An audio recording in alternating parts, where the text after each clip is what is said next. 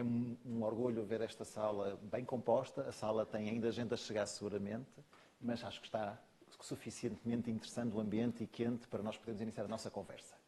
Vamos iniciar, naturalmente, com os cumprimentos mais formais, que se impõem nestas ocasiões, e cumprimentar, em primeiro lugar, obviamente, e agradecer muito a presença do Sr. Secretário de Estado, o professor Pedro Nuno Teixeira, cumprimentar também os vice-reitores das universidades que estão cá a fazer-se representar, e os pró-presidentes e os pró-reitores, cumprimentar a Sra. Presidente do Conselho Geral, cumprimentar a Sra. Provedora do Estudante e o Sr. Provedor Institucional, cumprimentar ainda, em representação da Presidente da Associação Académica, aqui o Vice-Presidente, o Rui Cerdeira, cumprimentar também o António Vicente, Diretor do Colégio Doutoral, e a partir daqui, então, temos o Sr. Administrador, também muito obrigado por ter vindo, Sr. Administrador, obrigado, Eduardo, por estar cá connosco.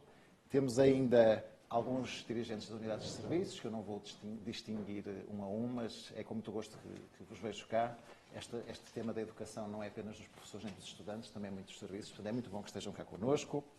Temos ainda, obviamente, aqui vários colegas do Centro Ideia, também muito obrigado também, e aproveitar para agradecer o trabalho que têm feito desde 2017 e que muito têm orgulhado esta casa. E, naturalmente, todos os meus colegas, professores, investigadores, trabalhadores técnicos, estudantes, minhas senhoras e meus senhores, cá estamos. Chegamos a uma nova edição do Mais Educação Superior.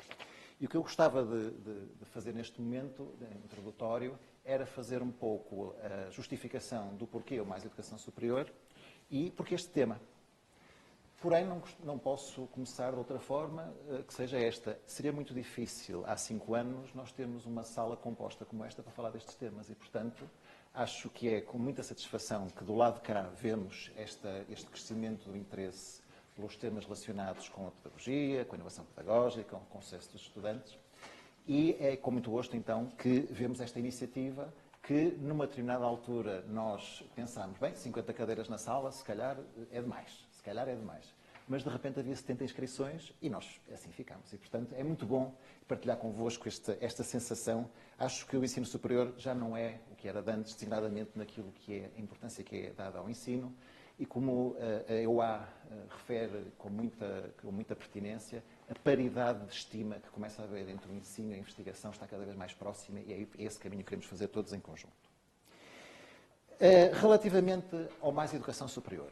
O Mais Educação Superior vem também nascer com o intuito de dar um passo adiante em relação a reforçar não só esta paridade de estima, mas também na forma como nós, como comunidade, discutimos estas temáticas transversalmente. Foi sempre pensado como um evento que sinalizasse a importância do ensino no ensino superior, do ensino da aprendizagem, do sucesso, da formação dos professores, de tudo aquilo que tem a ver e que impacta o nosso ensino.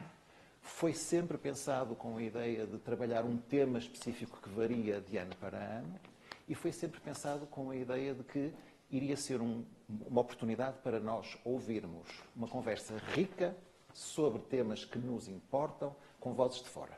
E, portanto, foi sempre este o desafio que nós nos colocámos e colocámos aqueles que estão recordados.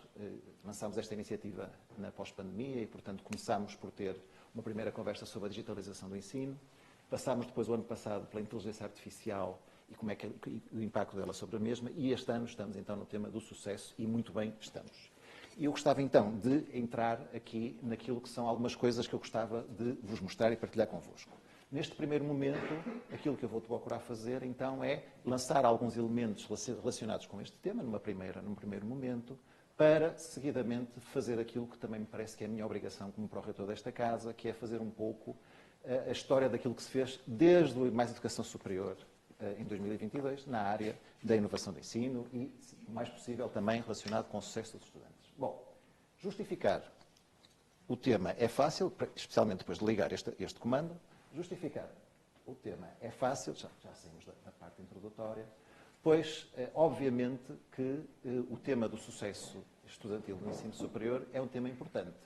Mas há uma pertinência muito particular. E essa pertinência muito particular é assumirmos a nossa responsabilidade por aquilo que tem acontecido, particularmente nos últimos 3 anos. A enorme procura que temos tido por parte dos nossos estudantes. Essa procura, obviamente, que nos responsabiliza na perspectiva de podermos conferir a estes nossos novos alunos as experiências educativas, as experiências de aprendizagem, as experiências como académicas, que eles estão à espera disso. E isso vai, com certeza, condicionar o seu sucesso. Tivemos também a felicidade de, e devemos aqui agradecer e parabenizar o nosso Governo pela maneira como nos tem permitido, com recursos financeiros, com concursos que são maravilhosamente diferentes daquilo que é a nossa tradição. Portanto, feito o somatório, nós tivemos concursos relacionados com alterações do ensino de aprendizagem no ensino superior, desde novembro até ao fim de janeiro, que, se não estou erro, o total são 121 milhões de euros, pelas contas que eu fiz, e, portanto, 121 milhões de euros é algo que nunca aconteceu no nosso país, de investimento nesta área. Portanto, assim deve ser. A nossa Direção-Geral de Ensino Superior revela também um interesse muito particular. Acabou de publicar há poucas semanas um relatório com boas práticas que, para nós podermos inspirar-nos e podermos aprender uns com os outros. Mas não é apenas a Direção-Geral de Ensino Superior ou o Governo. Há sinais da nossa agência de qualidade, a 3Es, que estão cada vez mais interessados e cada vez mais preocupados em incluir a qualidade pedagógica naquilo que são os seus processos de avaliação dos cursos. E este foi o manual que saiu em 2023, que é um primeiro passo no sentido de nós podermos começar a pensar nas questões do ensino, na qualidade e integrá-las nos sistemas de qualidade do ensino superior. É evidente que nós podemos pintar este quadro da maneira muito, muito feliz, mas também podemos ver que ele tem um lado mais negro, não é? E esse lado mais negro também nos deve preocupar e não devemos esquecê-lo. Este é um tweet de um colega em agosto de 2022 que chega ao seu auditório para dar aula e, pela terceira vez consecutiva, o auditório que normalmente estava cheio não tem nenhum aluno. O que é feito dos alunos? Decidiram não vir. Porquê é que não decidiram não vir? Uma coisa estará errada. Isto deve nos preocupar. É evidente que, relacionadas com as questões de sucesso, está com certeza a presença dos alunos e a nossa capacidade de com eles interagir, mas há outros temas que cada vez têm ganho maior relevância. Estamos a falar do tema da saúde mental, que é um recorte de 2021 em que já se falava na importância de começarmos a pensar no assunto. E, mais recentemente, a questão de que, não neste ano que estamos a viver, mas no ano anterior, ter havido um aumento da taxa de abandono naquilo que é o ensino superior. E nós temos que ter a ideia que, e não é pelo Sr. Secretário de Estado estar aqui que eu tenho aqui esta frase, mas é uma frase que proferiu aqui em outubro de 2022, num seminário que houve aqui, cada aluno que nós perdemos pelo caminho é muito. E é essa a sensação que nós temos que ter. Cada aluno que nós perdemos pelo caminho é muito. E, portanto, também por aqui nós temos que discutir melhor estes temas e temos que fazer o melhor trabalho.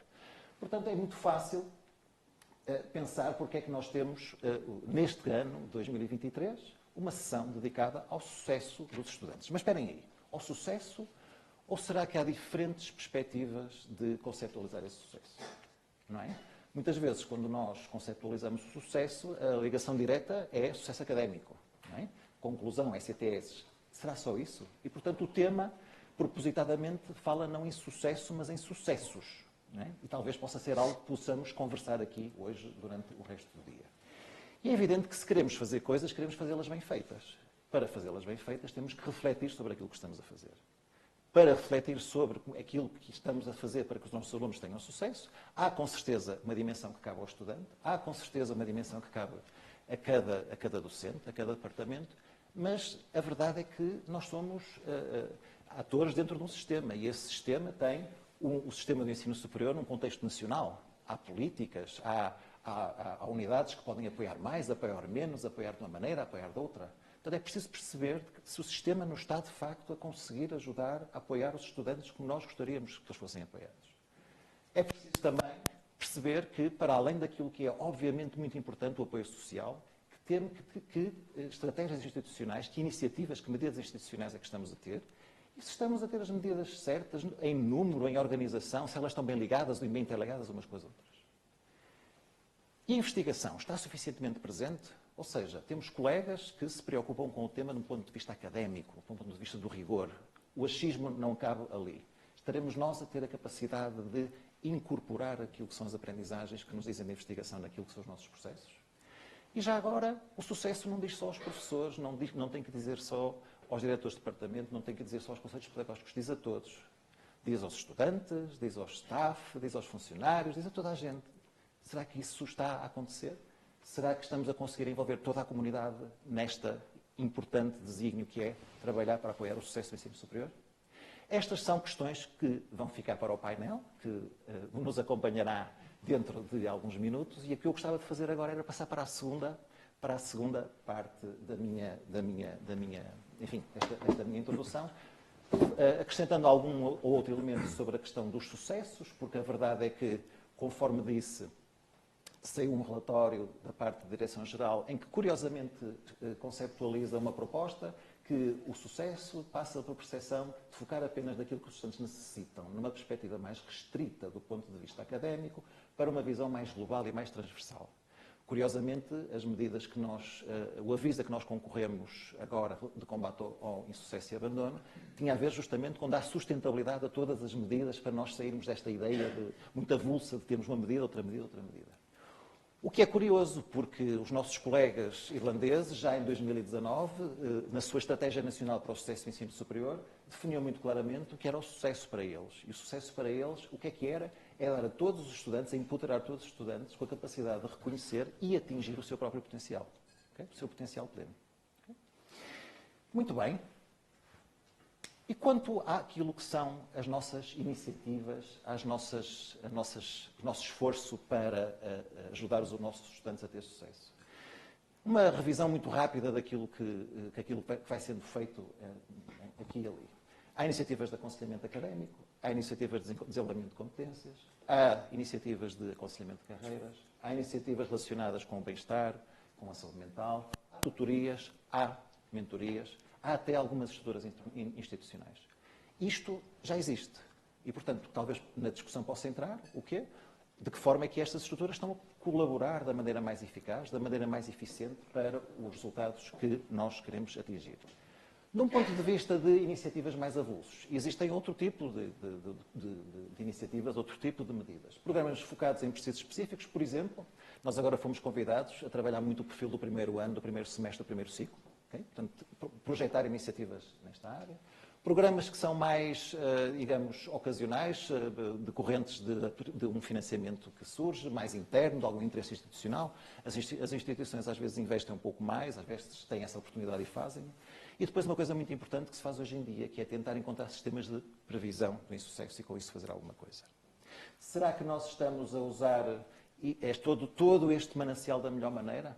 Um relatório publicado em novembro de 2023 pela Advance AG, uma organização no Reino Unido preocupada com as questões do ensino, dos estudantes, do abandono, sugere que aquilo que as instituições têm feito, pelo melhor dos motivos, é dar resposta a necessidades que vão aparecendo. E, portanto, talvez o Tetris, não sei se alguns de vocês aqui na sala se lembram o que é o Tetris, talvez o Tetris não esteja assim tão bem feito quanto poderia estar. Isto é, continuamos a ter uma visão de todos estes processos um pouco desligada, mas as peças, e como elas se encaixam, ainda não está no nosso horizonte mais próximo.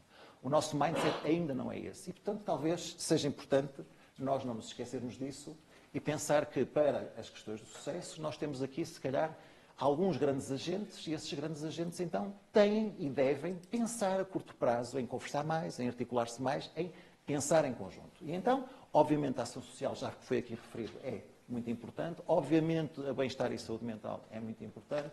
As experiências que os alunos têm, que derivam de condições de infraestruturas, inovação pedagógica, é muito importante. Os sistemas de apoio aos estudantes, sejam eles académicos, tutoriais, são muito importantes. O que nós talvez tenhamos que fazer é pensar da maneira como é que os podemos ligar melhor para conduzir então ao resultado que queremos atingir. E talvez seja um desafio que nós possamos fazer. E então, o que é que me cabe a mim fazer enquanto pró-reitor para a área dos assuntos estudantis e inovação pedagógica hoje é falar daquilo que são as evoluções este ano naquilo que me toca. E é isso que eu vou fazer. Portanto, não vou explorar aqui os temas da ação social, não vou explorar aqui os temas de bem-estar e saúde mental, que não me dizem diretamente, mas vou fazer os possíveis por explorar os outros dois e aquilo que se passou no último ano. Bom, é evidente que quando se fala em sucesso, hoje em dia tem que se falar cada vez mais em públicos diferenciados. Não é? Em públicos diferenciados. Os adultos, os que trabalham, aqueles que não têm as mesmas condições que muitos de nós, felizmente, hoje em dia temos, de ter jovens de 17 e 18 anos a fazer um percurso, digamos, regular para poder aceder ao ensino superior e queremos estar mais tarde. A Universidade abraçou com o PRR, em 2021, se não estou a errar, acho que a data é essa, não é? Um conjunto de cursos, da qual foi batizado pela Aliança de Pós-Graduação, cuja ideia seria nós produzirmos um conjunto de novos graduados, e comprometemos com essas metas anualmente, e a partir de novos cursos que queríamos criar, que se não estou a erro, não está aqui o meu colega Guilherme Pereira para confirmar, eram 112. Neste momento, um ponto de situação muito rápida, em nome dele, nós tivemos já 974 adultos que se inscreveram nos nossos cursos até 2023, sendo que a nossa meta era de 813. E se me permitirem, eu não vou ler tudo aquilo que aqui está, porque não é esse o meu ponto, é apenas para vos deixar mais alguns elementos de informação, enquanto estão a ouvir o meu discurso, que pode ser um bocadinho mais redundante. Então, esta seria a primeira mensagem. Estamos a fazer trabalho na Aliança de pós-graduação. Mas houve outros programas que foram criados, também mais uma vez com a ajuda do nosso governo. Um programa chamado Skills for Post-Covid, justamente dedicado com um conjunto de outras variáveis, que têm a ver com o apoio a estudantes, havia a possibilidade de haver a interação direta com os estudantes, bolsas de mérito, enfim, houve um conjunto de outras possibilidades que surgiram e nós também, felizmente, nos candidatámos e também, nós também assim conseguimos algum financiamento. E o resultado do somatório desses dois programas a que nos candidatámos é que interagimos com estes dois programas com 1.902 estudantes. Notem que estes 1.902 estudantes podem não ser indivíduos, podem ser alguns estudantes que estão em mais do que um sítio, mas 1.902 possibilidades de encontro. E envolvemos 58 tutores, trabalharam nestes programas de apoio que estão ali descritos 106 docentes e 82 staffs não docentes. Okay? Relativamente àquilo que é o futuro das universidades na Europa, diz-se a iniciativa das alianças europeias. Nós fomos, dentro da Aliança Arcos, selecionados, convidados para coordenar dois temas que têm muito a ver com o que estamos a falar aqui hoje, a formação e inovação pedagógica e aquilo que é o envolvimento dos estudantes na Aliança. E as iniciativas começam agora, nós tivemos o financiamento há pouco mais de um ano, as iniciativas começam agora a chegar ao terreno. Neste momento produzimos um recurso que permite a todos os estudantes conhecerem melhor aquilo que são os caminhos para fazer para estarem nos parceiros todos. Fizemos uma iniciativa muito arrojada para aquilo que é o funcionamento das nossas instituições. Convidámos estudantes a propor projetos às instituições e em co-criação com as instituições implementar esses projetos. A primeira chamada já teve lugar e estão os projetos neste momento em curso. Foi muito importante aqui a implementação das Mobility Windows, que é algo que na Universidade da Minha era muito residual, começamos a ter. E na parte daquilo que é a inovação pedagógica, aquilo que fiz o ano passado foi anunciar o projeto, o Teaching Award, para o Teaching Excellence Award da Arcos. Tivemos a felicidade de uma colega nossa da Escola de Medicina ser uma das primeiras premiadas e, portanto, não só nos envolvemos a dinamizar o prémio, e não foi por isso que ela ganhou, tivemos a felicidade disso acontecer. Também coordenámos pela primeira vez uma escola interinstitucional na Lituânia para a inovação pedagógica, que foi algo que nos orgulhou muito de fazer.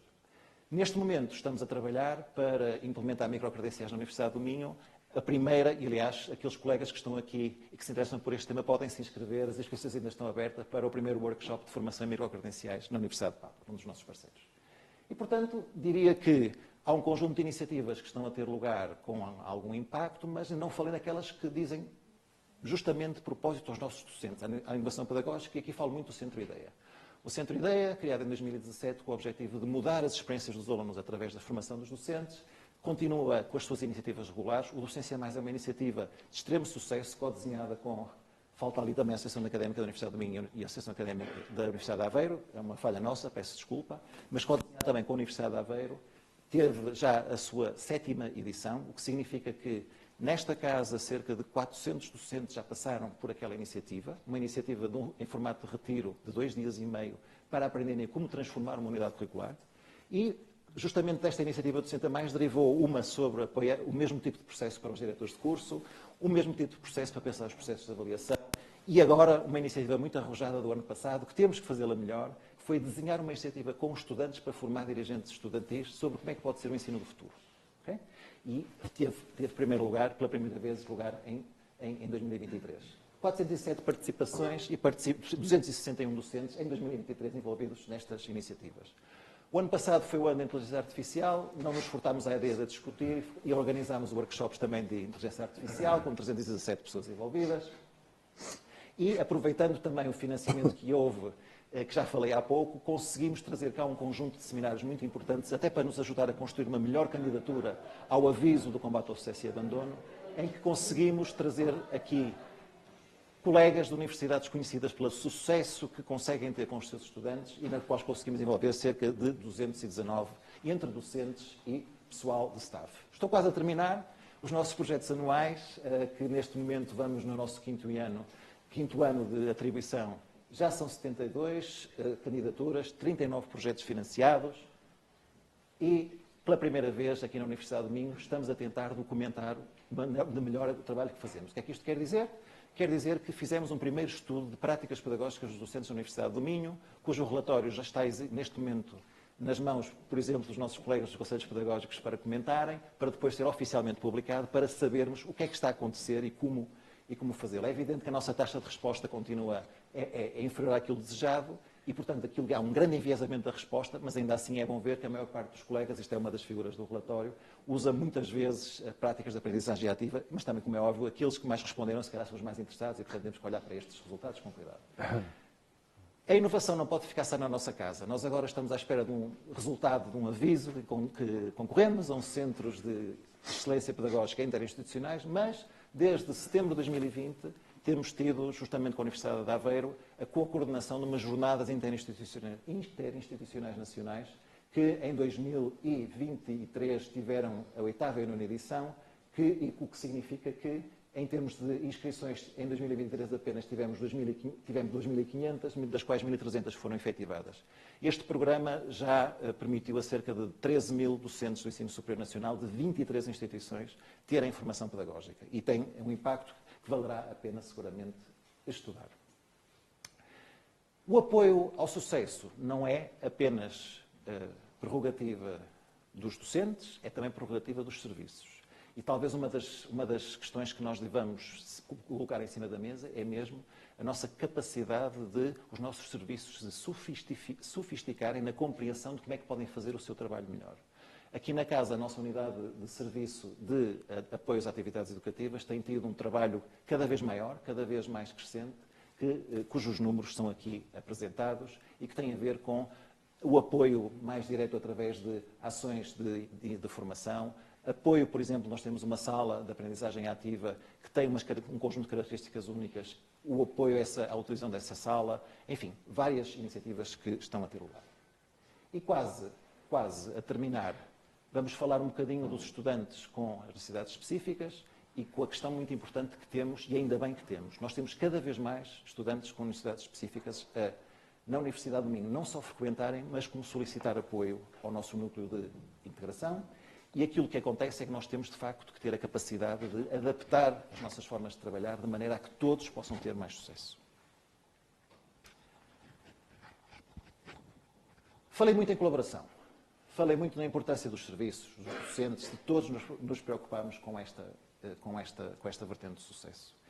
Não sendo diretamente sobre sucesso que estamos aqui a falar naquilo que eu vos vou contar agora, mas sim sobre acolhimento, nós acreditamos que esta iniciativa que surgiu em 2019, o Sou o Minho, uma iniciativa que de raiz foi montada por estudantes, serviços, docentes, conselhos pedagógicos e reitoria, e que ao longo dos anos tem mostrado o valor desta colaboração. Nós temos a capacidade de recrutar voluntariamente cerca de 300 alunos por ano para fazer isto que vocês estão a ver com os alunos que estão a chegar à universidade. É um trabalho muito entusiasmante, é um trabalho muito grato.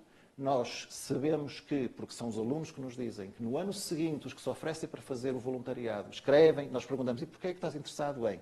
Porque o ano passado fui acolhido, porque o ano passado fui bem recebido, etc, etc, etc. Isso está a acontecer. E esta virtude deste Sou o Minho, que também tem um componente digital, naturalmente, tem um componente dos estudantes, tem uma enorme participação dos conselhos pedagógicos. Os conselhos pedagógicos reorganizaram os seus acolhimentos em função disto tudo fazer sentido. Não é? É talvez uma chave para o futuro e é nisso que nós acreditamos. Na colaboração cada vez mais próxima entre as equipas que normalmente não conversam e normalmente faziam as coisas um bocadinho separadamente umas das outras. E este Sou o Minho tem tido então um percurso muito interessante na universidade, permite-nos, andei para o lado errado, peço desculpa, permite-nos trabalhar com todos os alunos que chegam e permite-nos fazer algo muito importante, é que nós começamos a projetar o nosso trabalho para fora de portas. Uma das quais foi, por exemplo, a primeira apresentação destas iniciativas no Fórum Internacional da EUA sobre Ensino e Aprendizagem. Relativamente à EUA, nós temos também tido uma postura muito proativa em termos de liderança, participamos no Steering Committee da mesma. Este ano coordenamos um dos grupos de trabalho sobre os centros de ensino e aprendizagem e estamos também muito interessados, para além da Aliança Arcos, em captar outros colegas com outras experiências de outras instituições ao nível de projetos Erasmus+. Temos tido alguns e estamos a liderar um, que é o Erasmus à volta de metodologias baseadas em projeto. Novidades.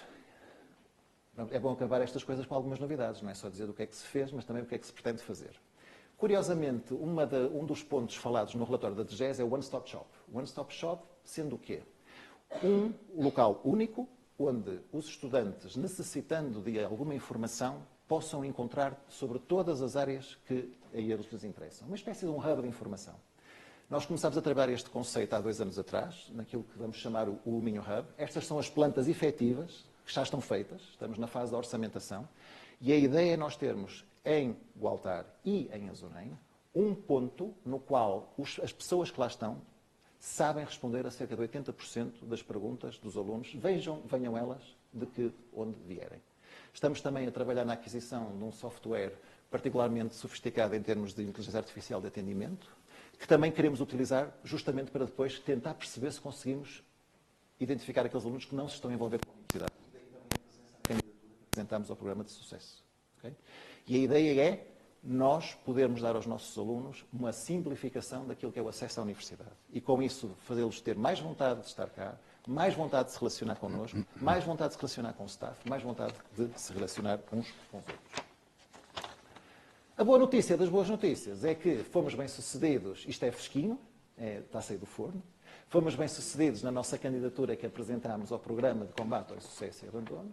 Vamos receber, está neste momento, enfim, este é o valor que foi acordado em sede de comissão de avaliação deste projeto. Vamos receber cerca de 900 mil euros para fazer um conjunto de coisas que eu não vou ter tempo, seguramente, para explicar aqui. Não vou ter tempo, que já passei 5 minutos do meu tempo. Comecei 5 minutos mais tarde e não consigo incluir, mas não vou fazer isto aqui, mas terei todo o gosto, e está obviamente aqui o compromisso que este será um daqueles projetos que toca a todos, e tocando a todos, vai com certeza ser muito bem disseminado, muito bem comunicado, e vai haver imensas oportunidades de ser apresentado em vários locais. Estamos a trabalhar nisso e vamos, com certeza, mudar a universidade. Da mesma maneira que mudamos a universidade com o Sou o Minho, no acolhimento, agora queremos fazer isso para todo o resto.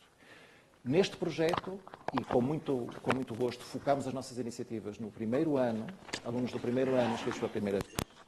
A nossa expectativa é que aquilo que aprendamos e alguns dos recursos que consigamos colocar no terreno possam também servir toda a comunidade. Veremos se assim é. E o que significa que, não vou gastar mais tempo, o que significa que para o ano teremos muita coisa para conversar. E que não seja apenas sobre sucesso, que seja com sucesso, com mais alguns condimentos. Deixo-vos então, agradecendo-vos a enorme paciência que tiveram para me ouvir, com a parte mais interessante da nossa tarde, que é o painel. O painel será moderado, como sempre, pelo Daniel Catalão, um colega nosso que todos nós conhecemos mais ou menos, uns mais, uns menos, mas todos conhecemos dos meios televisivos, que também é professor universitário e que desde o início, muito rapidamente e muito simpaticamente e generosamente, concordou em moderar, entrar nesta aventura que é, então, termos uma conversa interessante, relativamente informal, rica, com atores da mesma peça que normalmente não interagem uns com os outros. E, portanto, Daniel Catalão. Muito bem. The floor is yours. Obrigado. Obrigado.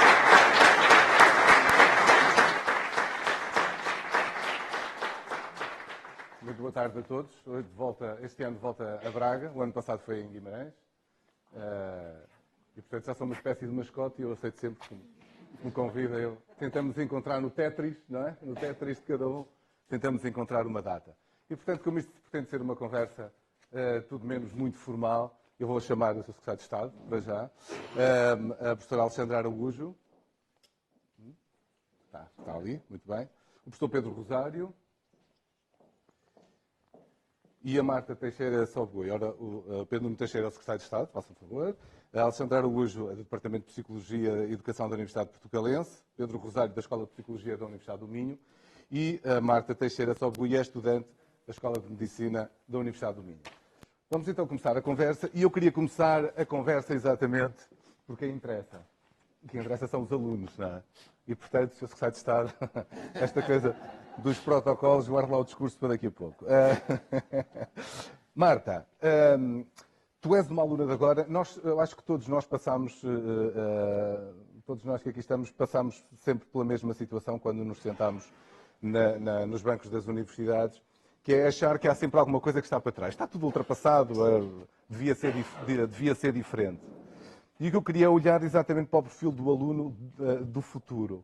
O que é que tu sentes agora, porque ainda estás a viver agora o ensino, o que é que te mete confusão, achando que está muito ultrapassado, e olhando para colegas teus, o que é que tu achas, como é que eles vão ser diferentes de ti? Alguma vez pensaste nisto já? É logo uma pergunta fácil, como deves imaginar. Para abrir.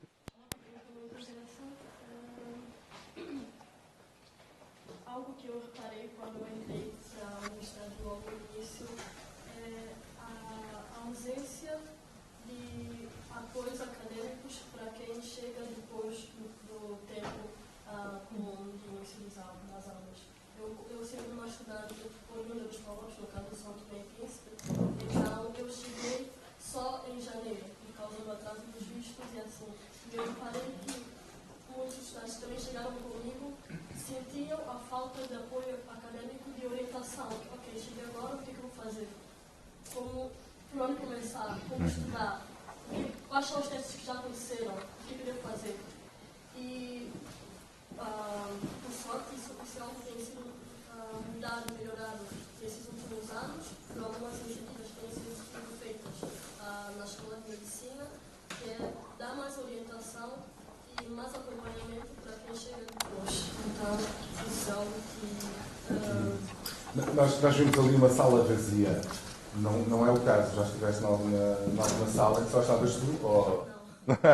Mas não é muito fácil. Mas eu estou a fazer esta pergunta e agora pronto. Agora que vai para o Secretário de Estado. É porque o pós-pandemia veio trazer um problema. Houve muitos que, de facto, queriam voltar à sala de aula, mas houve muitos que acharam que é confortável não ir à sala de aula. Sente para já nisto, que, ou seja, no pós-pandemia, alguns dos efeitos que criaram aqui alguma disrupção que ainda estamos agora a tentar ultrapassar? Muito boa tarde, obrigado. Eu ia ficar muito bem ouvido. Sim. Não resisto a contar uma história. Há uns anos, há 3 anos, mas eu estava numa sessão com o atual Primeiro-Ministro, um conjunto de pessoas que eu vou ouvir, e eu era a última pessoa a falar, e ele estava a ouvir há 2h30, e quando me deram a palavra disse o Primeiro-Ministro, eu peço imensa desculpa, mas eu acho que não vou dizer nada, porque ao fim de estar 2h30 a ouvir, e ele disse, então imagina quão bom é para um Primeiro-Ministro estar 2h30 calado. E portanto, eu às vezes sinto muito mais isso que nós às vezes temos que falar e que assumir a intervenção, mas sobretudo num tema como este, eu gosto particularmente de ouvir, sobretudo de ouvir os estudantes, porque nós temos uma determinada visão do que é que achamos que os estudantes pensam e sentem, e muitas vezes somos confrontados que, de facto, é um amigo imaginário. E por isso acho que a questão que coloca também coloca exatamente o enfoque nisso. E aquilo que eu sinto é que muitas vezes nós estamos no ensino superior numa situação paradoxal, que aliás foi ilustrada muito bem por um dos slides do professor Manuel João Costa, que é, nós nunca tivemos tantos estudantes no ensino superior, provavelmente nunca valorizamos tanto, e isso é para além de Portugal, mas é particularmente importante em Portugal. Quem olha para estes dados há alguns anos, lembrar-se-á que há 20, 30 anos, nós quando olhávamos para o nível de qualificação da população portuguesa, ficávamos assim um bocadinho embaraçados, não é? Sobretudo quando era num contexto internacional, porque nós tínhamos um nível de qualificação da população adulta que não nos colocava a par com a Europa. Colocava-nos a par com o México, com o Brasil, com a Turquia. Portanto, não é o tipo de países com que normalmente nós comparamos em termos de indicadores socioeconómicos. E nós hoje, em termos da população abaixo dos 35, estamos acima da média da União Europeia, pela primeira vez no nosso percurso histórico. E por isso, por um lado, eu acho que isso normalmente, enquanto instituições de ensino superior, enquanto setor de ensino superior, nós sentimos-nos muito orgulhosos, muito satisfeitos, porque adquirimos uma centralidade num país que se habituou a tratar as pessoas por doutores em engenheiros, porque eram tão poucos que tinham que ter uma distinção especial, e nós hoje, de facto, banalizamos, num bom sentido, a formação superior, ou seja, passou a ser parte do percurso, não ainda de todos os jovens, mas de uma parte significativa é isto. Qual é o risco disto? É o risco da complacência. É nós acharmos isto está tudo a correr tão bem, enquanto ensino superior, nós não precisamos de mudar nada. O que é absolutamente incongruente com o mesmo discurso que nós fazemos quando estamos a falar, não centrados nisso, dizer o mundo é um mundo de grande mudança, o ritmo de mudança tecnológica acelerou, as mudanças económicas, sociais, os nossos estudantes são muito diferentes daquilo que nós éramos, e, portanto, há aqui uma falha entre estas duas coisas, que é, nós dizemos que a realidade que moldou os nossos estudantes, sobretudo os estudantes do primeiro ano, que é o processo, é o momento crítico, acho que todos nós passamos, por isso lembramos disso, que foi de facto um momento de transição muito grande. E, no entanto, eu acho que nós não demoramos algum tempo a interiorizar de que isso implicava repensar a forma como nós ensinamos, mas já agora, esteve menos presente até agora na sessão, não apenas, eu queria acrescentar não apenas as dimensões de inovação pedagógica, que são obviamente muito importantes, mas as dimensões de inovação curricular. Uhum. E porque isso remete-nos para duas coisas, eu vou ser relativamente telegráfico, porque acho que a ideia é ter... Sim, para depois falarmos. Eu já vou fazer questões sobre isso, em concreto. Nós continuarmos a ensinar exatamente os mesmos conteúdos que ensinávamos há 20 ou 30 anos, eu acho que é particularmente paradoxal. Então, mas pedia-lhe não adiantar-se mais sobre isso, porque é uma das áreas do debate e já começamos aqui a fugir antes de dar a palavra, porque eu gostava mesmo de começar por esta ideia do aluno do futuro. O do presente, nós já vamos vendo como é que é e vamos fazendo estas readaptações. Mas para imaginar tudo isto, o professor anda sempre a tentar imaginar também como se antecipar, não é? À frente da curva. Como é que, do ponto de vista dos dois, vou começar primeiro pela professora Alexandra, como é que perspectivam isto? Estão preocupados com essa matéria? Vão olhando, estávamos aqui a falar dos alunos do primeiro ano, que quando entram são sempre um desafio e vão sendo sempre diferentes. Mas como é que perspectivam isso? Quer dizer, como é que olham para o futuro?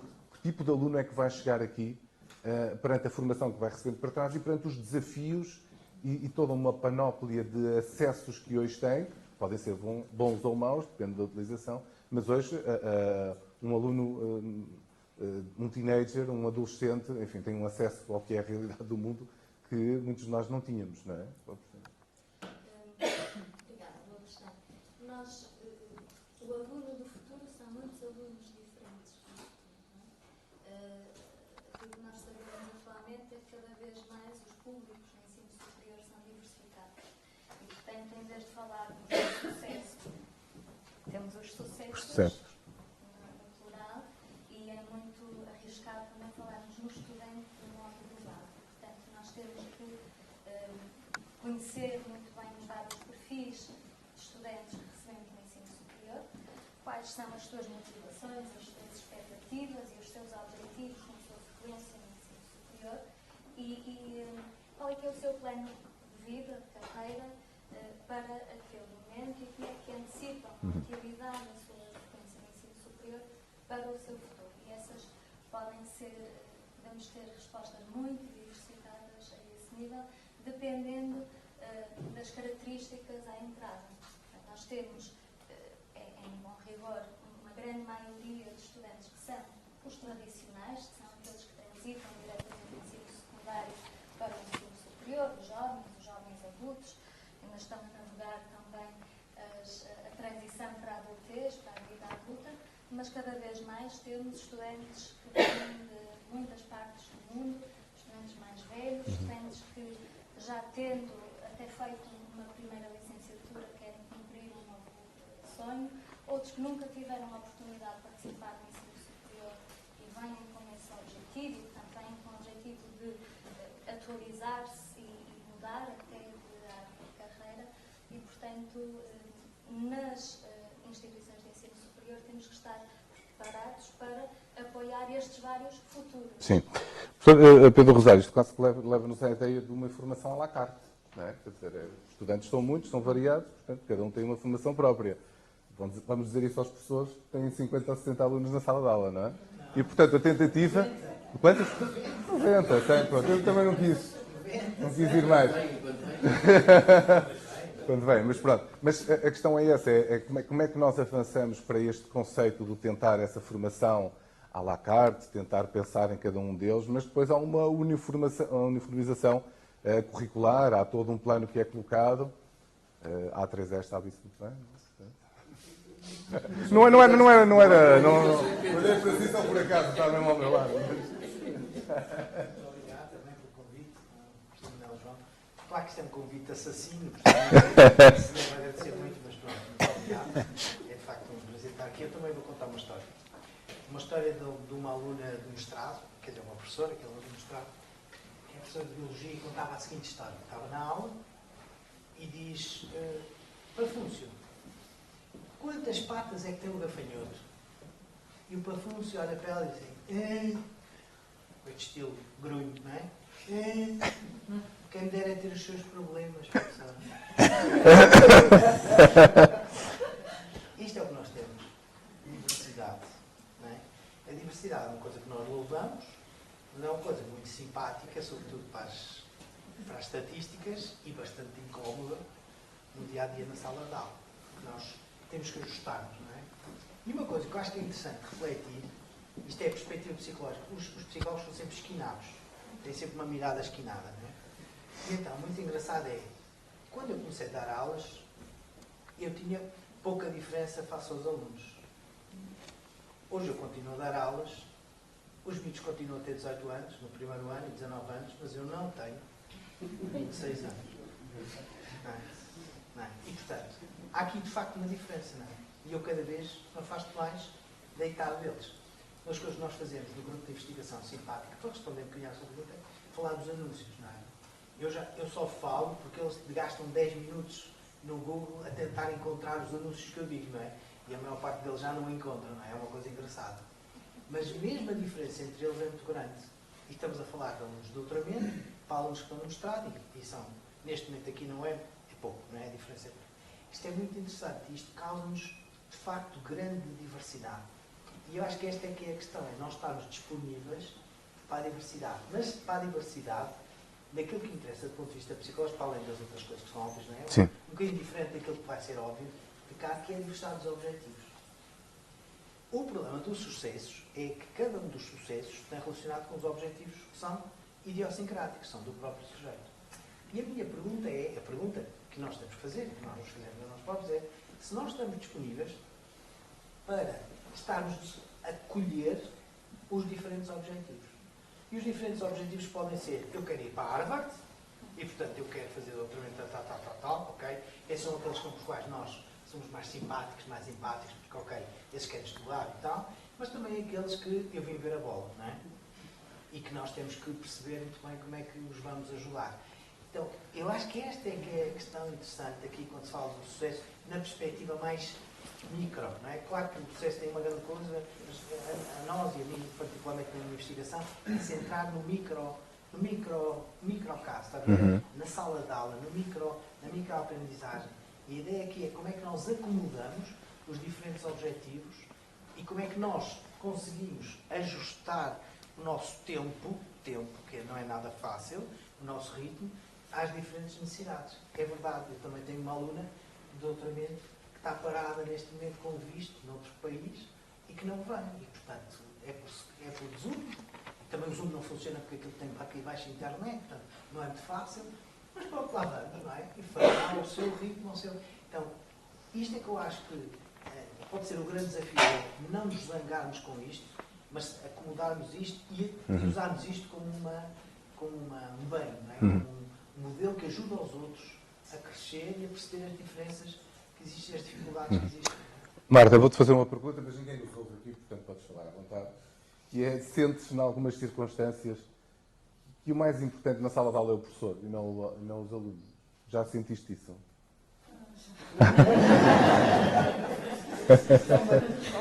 E só uma vez.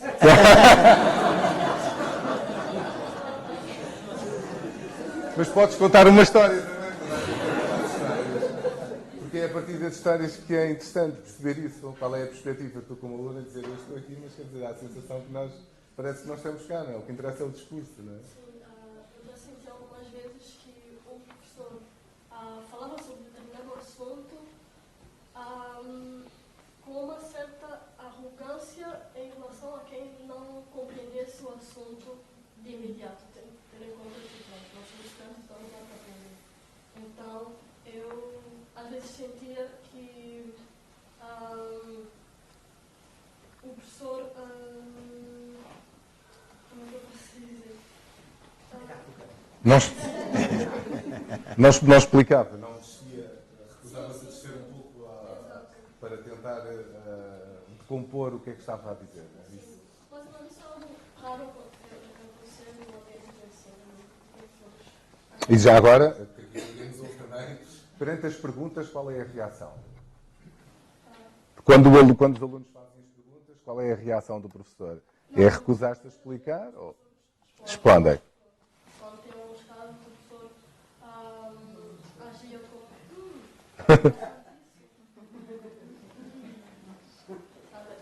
Dá aquela sensação de que, uau, eu devia ter preparado melhor a aula, devia ter estudado melhor sobre isso, mas pronto, estamos no ambiente para aprender e algumas vezes era muito chato e era algo que diminuía bastante a nossa autoestima, a nossa autoconfiança, entrar numa aula e o professor julgar porque nós não sabíamos sobre determinado assunto. Isso leva-me a entrar exatamente já, então, um bocadinho nestas questões, para já, das técnicas de aprendizagem, não é? E porque nós vemos aqui, e o que eu vi aqui, sempre que venho cá, é sempre um gosto de ver todas as condições físicas que são criadas, mas isso não serve de muito se depois não se tirar partido delas, não é? E, portanto, só aos 26 anos eu ensinava de uma forma, com stencil, se calhar, ainda, e agora, ao fim deste tempo todo, continuo a ensinar igual, mas substitui o stencil apenas por um PowerPoint, que tem a página da Bíblia escrita, não é? Páginas amarelas que não se consegue ler nada do que lá estava. Portanto, estes investimentos têm que ser acompanhados do que é para mudar essa falha dos 26 para os que vão envelhecendo, e se calhar os mais novos também, não sei, pronto, estou aqui a levantar. Sim, isso é uma coisa terrível porque eles são cada vez mais novos, nós temos a mesma idade. Exatamente, é isso. É o problema. Mas eu estou sempre jovem, é uma coisa também. eu aí, como isto é discussão e portanto eu vou... Sim. Nós queremos é discutir. A questão, eu acho que há também o risco do fascínio pela tecnologia. E, portanto, a tecnologia é instrumental, pode, em determinados contextos, com determinados grupos de alunos, com determinadas matérias, em determinadas instituições, funcionar muito bem, como pode não funcionar. E um dos aspectos que nós já há muitos anos partilhamos, alguns de nós, estas discussões, é que aquilo não é um livro de receitas. Ou por outra, se quiserem, é um livro de receitas, mas como nós fazemos quando cozinhamos, vamos usando conforme o determinado contexto, determinadas condições. E por isso eu acho que o que se pede, e eu tenho a noção de que aquilo que eu estou a dizer é mais exigente hoje a ser professor do que era há 20 ou 30 anos. Ou seja, os professores que nós tivemos, num certo sentido, tinham a vida mais facilitada porque não tinham que se legitimar da mesma forma que nós muitas vezes hoje temos. Ou seja, não tinham um público mais fácil, nós temos um público mais difícil, não é? Que nos ia a professora Alexandra. Acho que temos que os ganhar mais e aquilo que a Marta ilustrava é, eu acho que uma das dificuldades que muitas vezes nós temos, que é ensinar e aprender é uma relação. E, portanto, se nós estivermos a falar centrados em nós, quer dizer, muita gente consegue dar aulas assim e fazer uma carreira assim. E nós tivemos professores assim, e se em alguns momentos também fomos assim.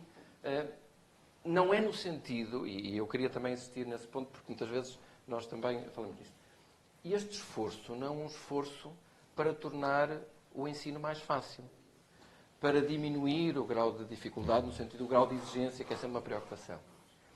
É para contribuir para que os alunos tenham um percurso mais bem sucedido. E, portanto, é perceber que num público mais diverso, com percursos escolares também mais diversos, com outro tipo de estímulos, nós vamos ter que encontrar uma forma de nos relacionarmos com eles, não para tornar aquilo uma coisa relativamente indigente do ponto de vista intelectual, mas que exatamente eles consigam acompanhar isso. Não é? E, portanto, quando nós discutimos a questão de repensar as formas de ensino-aprendizagem, eu às vezes até utilizo mais do que o termo inovação pedagógica, falo em reflexão pedagógica e curricular. Ou seja, o que eu acho que nós temos, de certa forma, o dever, desculpem se a palavra é um bocadinho mais pesada, mas eu não estou aqui a pregar enquanto Secretário de Estado de Ensino Superior. Ou seja, eu sou professor, estou há 2 anos quase Secretário de Estado de Ensino Superior e provavelmente daqui a 2 meses estarei novamente como professor. Tenho a transitoriedade que estas coisas têm. E por isso falo também a pensar, não é pregar para os outros. É de facto, nós temos que aquilo que eu acho que nos é exigido é que nós reflitamos sobre o que é que faz sentido ensinar, como é que faz sentido ensinar para este grupo de estudantes. Ou seja, se eu tenho um grupo de estudantes em que metade dos estudantes não fez o ensino secundário em Portugal, os exemplos que eu dou em sala de aula, em alguns casos, podem não significar absolutamente nada para aquele. Aliás, isso aconteceu-me quando eu fui vice-reitor na minha universidade em 2014, 2018. Depois regressei e, de facto, apanhei, portanto, o Estatuto de Estudante Internacional é de 2014 e, por isso, quando eu regressei, tinha um público muito mais diverso do que tinha quando deixei de dar aulas. E, às vezes, eu dava por mim a começar a dar um exemplo e parava e pensava, isto não faz sentido nenhum para metade da turma. E, às vezes, até verbalizava isso, olha, para metade da turma, o exemplo que eu daria era este. Para a outra metade, deixem de pensar noutro exemplo que faça sentido. E como é que nós trabalhamos com essa riqueza de diversidade, que é de facto um desafio, porque nos obriga a repensar, isto estava tão bem organizado, as aulas estavam tão bem preparadas e nós agora vamos ter que repensar isto e dar trabalho. E mais do que dar trabalho, é um trabalho que felizmente é hoje mais valorizado, mas se nós recuarmos 10 ou 15 anos era muito pouco valorizado.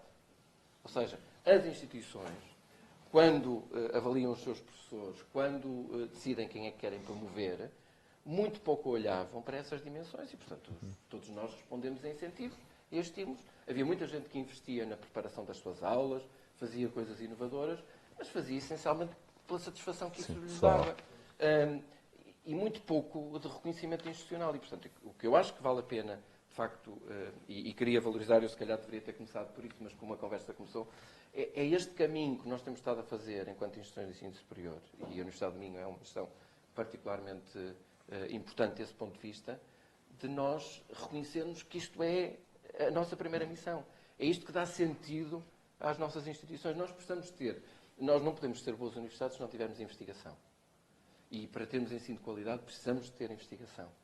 Mas a nossa primeira missão é o ensino. Aquilo que nos dá relevância e legitimidade social, aquilo que nos permite ter quase 500 mil de pessoas no ensino superior hoje, aquilo que faz com que a gente consiga convencer no Conselho de Ministros a pôr mais dinheiro no ensino superior, a investigação é importante, mas é muito mais importante, muito mais relevante social e politicamente a parte do ensino. E nós mostrarmos que muito daquilo que mudou e daquilo que é mais positivo em Portugal ao longo dos últimos 30, 40 anos foi aquilo que nós conseguimos fazer a partir da qualificação. Mesmo numa perspectiva instrumental, mesmo do ponto de vista económico, ou seja, daquilo que mudou no nosso tecido económico, eu acho que vale a pena revisitar. Aliás, há um artigo recente do Economist que cita um trabalho de uns colegas americanos e israelitas de novembro de 2023, que olham para o caso americano, onde analisam a despesa em investigação e desenvolvimento nas empresas americanas, portanto, num dos países que nós tomamos como exemplo do ponto de vista de investigação e desenvolvimento, que dizem que provavelmente aquilo que teve mais impulso do ponto de vista da despesa de investigação e desenvolvimento nas empresas privadas foi a qualificação dos recursos humanos. E, portanto, muito daquilo que aconteceu de mudança na sociedade portuguesa, na economia portuguesa, foi porque nós qualificamos bem muitas pessoas. E, por isso, para que elas continuem a ser relevantes nos trabalhos que vão fazer, e por isso é que eu há pouco dizia que é exigente, porque nós agora pedimos que os nossos futuros médicos saibam não só muito de medicina, ou que os nossos futuros engenheiros saibam muito de engenharia, mas pedimos que a Universidade os forme ainda em mais competências, que tenham outro tipo de literacias, para além daquilo que nós já fazíamos. E isso, de facto, torna a nossa profissão, hoje em dia, enquanto docentes, muito exigente, mas também muito mais desafiante, não é? Quer dizer, eu acho que ninguém gosta de estar 30 anos a ensinar exatamente a mesma coisa. Se calhar alguns até nem se importam. Mas confesso que para quem tem um entusiasmo, para quem, quer dizer, o que os alunos muitas vezes se queixarão é dizer onde é que esta pessoa tem chama? Onde é, quer dizer, como é que, se nós não tivermos entusiasmo a falar daquilo que estudamos, daquilo que aprendemos, daquilo... Não dá, sim. Mas, professor Alexandre, sente que os professores estão hoje mais, de uma forma genérica, estão mais sensibilizados para fazer este esforço e perceber que é preciso alterar algo, não é? Na forma como... Sim, aliás, todos estes movimentos, e a pandemia foi também um grande motivador da necessidade dos professores repensarem os seus métodos e, no fundo, também se atualizarem e desenvolverem outras competências eles próprios a esse nível, mas também eu diria que remédio, não é? Porque no dia-a-dia é muito visível o desafio que os estudantes nos colocam e nós não somos robôs, somos pessoas LIOS e vemos às vezes as caras de tédio, de desinteresse ou então as questões de maior complexidade, muitas vezes que os estudantes nos trazem, muitas vezes para além dos tópicos que estamos a ensinar e, portanto, sim, de um modo global, há um movimento muito grande e tem existido da parte das universidades e dos institutos politécnicos, todas as instituições de ensino superior, reforço da capacitação docente, através da formação, mas também através de investigação sobre o que é que se passa na sala de aula. E, portanto, a investigação que está a ser produzida acerca da aprendizagem, acerca do ensino, acerca também do desenvolvimento das competências que os estudantes adquirem no seu percurso formativo é cada vez maior. Temos imensa literatura sobre isso neste momento. Sr. Pedro, como é que falamos para os professores, para os grunhos também, para os colegas que dizem eu queria ter os teus problemas, né? E que se recusam a mudar ou estão muito renitentes em mudar. Começam a ficar muito para trás. Acho que há uma parte, há um conjunto de professores que olham para estas mudanças curriculares e para estas mudanças de inovação de uma forma muito cética, não é? Com um olhar muito cético. E eu acho que as pessoas que usam as bandeiras pedagógicas, e eu sou uma delas, não é? Têm que, acho eu, parar para pensar se nós estamos a fazer um bom serviço à melhora e à qualidade do ensino. Porque, repare, se nós começamos a fazer check-ins com já uso aula invertida, já uso não sei o quê e tal, o que é que eu tenho que fazer? Tenho que usar 3 ou 4 pedagogias, porque isto é o que me pedem e tal. E eu vou e faço 3 ou 4 e tal e fico todo contente. Mas, de facto, não mudou nada, não é? Então, Leopardi, não é? Muda tudo para não mudar nada, não é? Isto é uma coisa interessante. Podemos estar a acontecer isto, não é? Então, exatamente o princípio do Leopardi. Muda tudo para não mudar nada. Mudamos o discurso, mas, de facto, a aula não continua nada. Portanto, há aqui um conjunto de pessoas céticas em relação a isto. Eu acho que esta questão, e essa palavra é muito boa, mudar para a reflexão, chamar a atenção da reflexão. Chamar a atenção, estas metodologias são muito importantes, podem ser muito importantes, mas para ajudar à compreensão e, sobretudo, para a reflexão. Não valem por si próprios. A aula não melhora se nós temos meia dúzia de coisas, não é? Nós agora temos uns quadros geniais, que eu acho que são geniais, não é? De facto, são quadros magníficos que nós carregamos e, de facto, a coisa funciona. São quadros muito bons, eu gosto também deles e são muito bons. Mas o quadro não faz a aula. Quer dizer, o quadro não faz a aula. O quadro enche o olho. Professor, que boa aula. Estes quadros são mesmo bons. De facto, estes quadros são mesmo bons. Mas nós continuamos assim, portanto, é uma coisa assim meio patetada, não é? Nós dois olhar para o quadro, ficamos todos contentes com o quadro e a aula passou, não é? Estamos aqui envelhecidos com o quadro. Isso é uma coisa meio patetada, não é? Pronto. Isto é Sim, claro. Mas acho que pode ajudar. Eu acho que isto é uma questão importante. Este discurso pedagógico tem de ser um discurso nutrido. Porque se é um discurso só usar coisas, está a ver? E depois a seguir é vazio. E eu acho que isso é de facto uma coisa interessante. Outra coisa que eu acho que é interessante, e também tem que ser um esforço dos paladinos da pedagogia, é a transferência de conhecimento da investigação para a docência.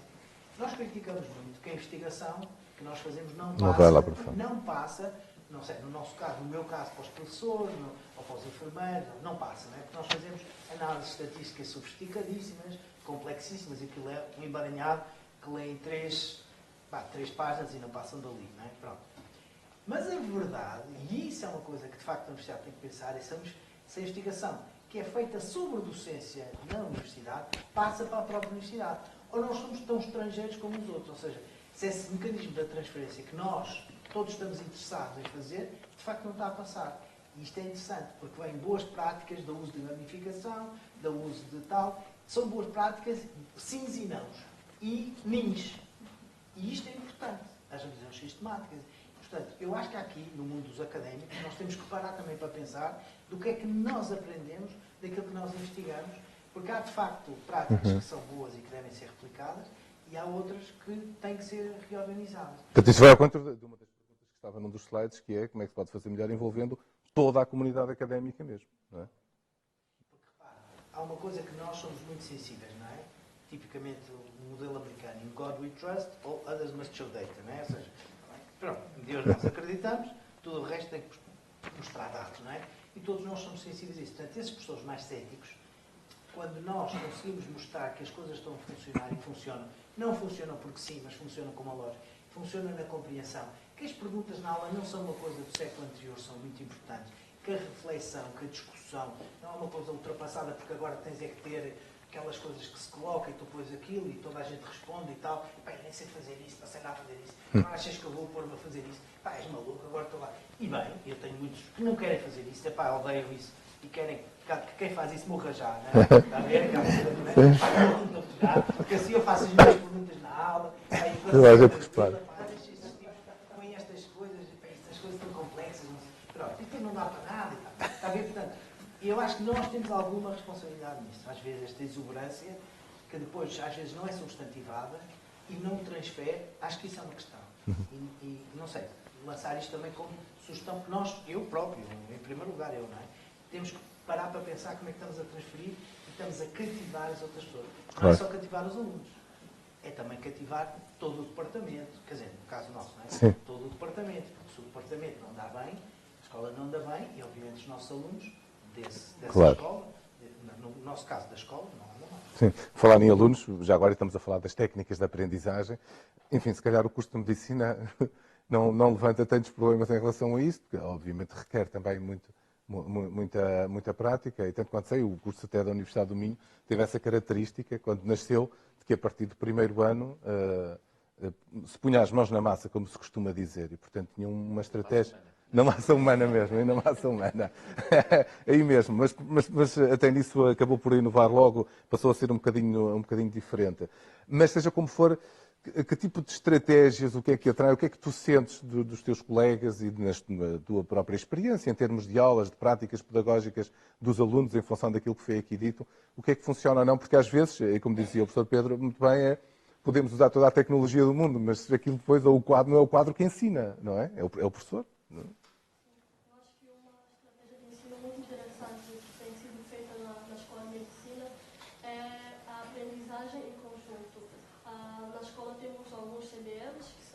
Aulas em que discutimos alguns casos clínicos e nesse momento o professor expõe-nos um caso clínico e nós, em conjunto, um grupo de no máximo 10 alunos, discutimos sobre o caso, em termos de diagnóstico, tratamento, sintomas, e eu penso que esse método de ensino, para mim, é incrível, porque ao mesmo tempo que é possível discutir com outros colegas as nossas opiniões, e também temos a possibilidade também de pesquisar por nós, procurar artigos, procurar livros, programas de apontamentos, dados e depois ter que aprender sobre os dados que pesquisamos para expor para os nossos colegas e ensinar. Eu acho que esse método de ensino é incrível. Muito bem. Antes de abrir o espaço às perguntas, vão tomando nota, que temos que ouvir-vos também, já que vieram aqui, têm direito a fazer perguntas, mas tenho que trazer a inteligência artificial ao debate. Mas não vou falar dos chats GPTs nem nada disso, que isso foi o ano passado. Foi o ano passado.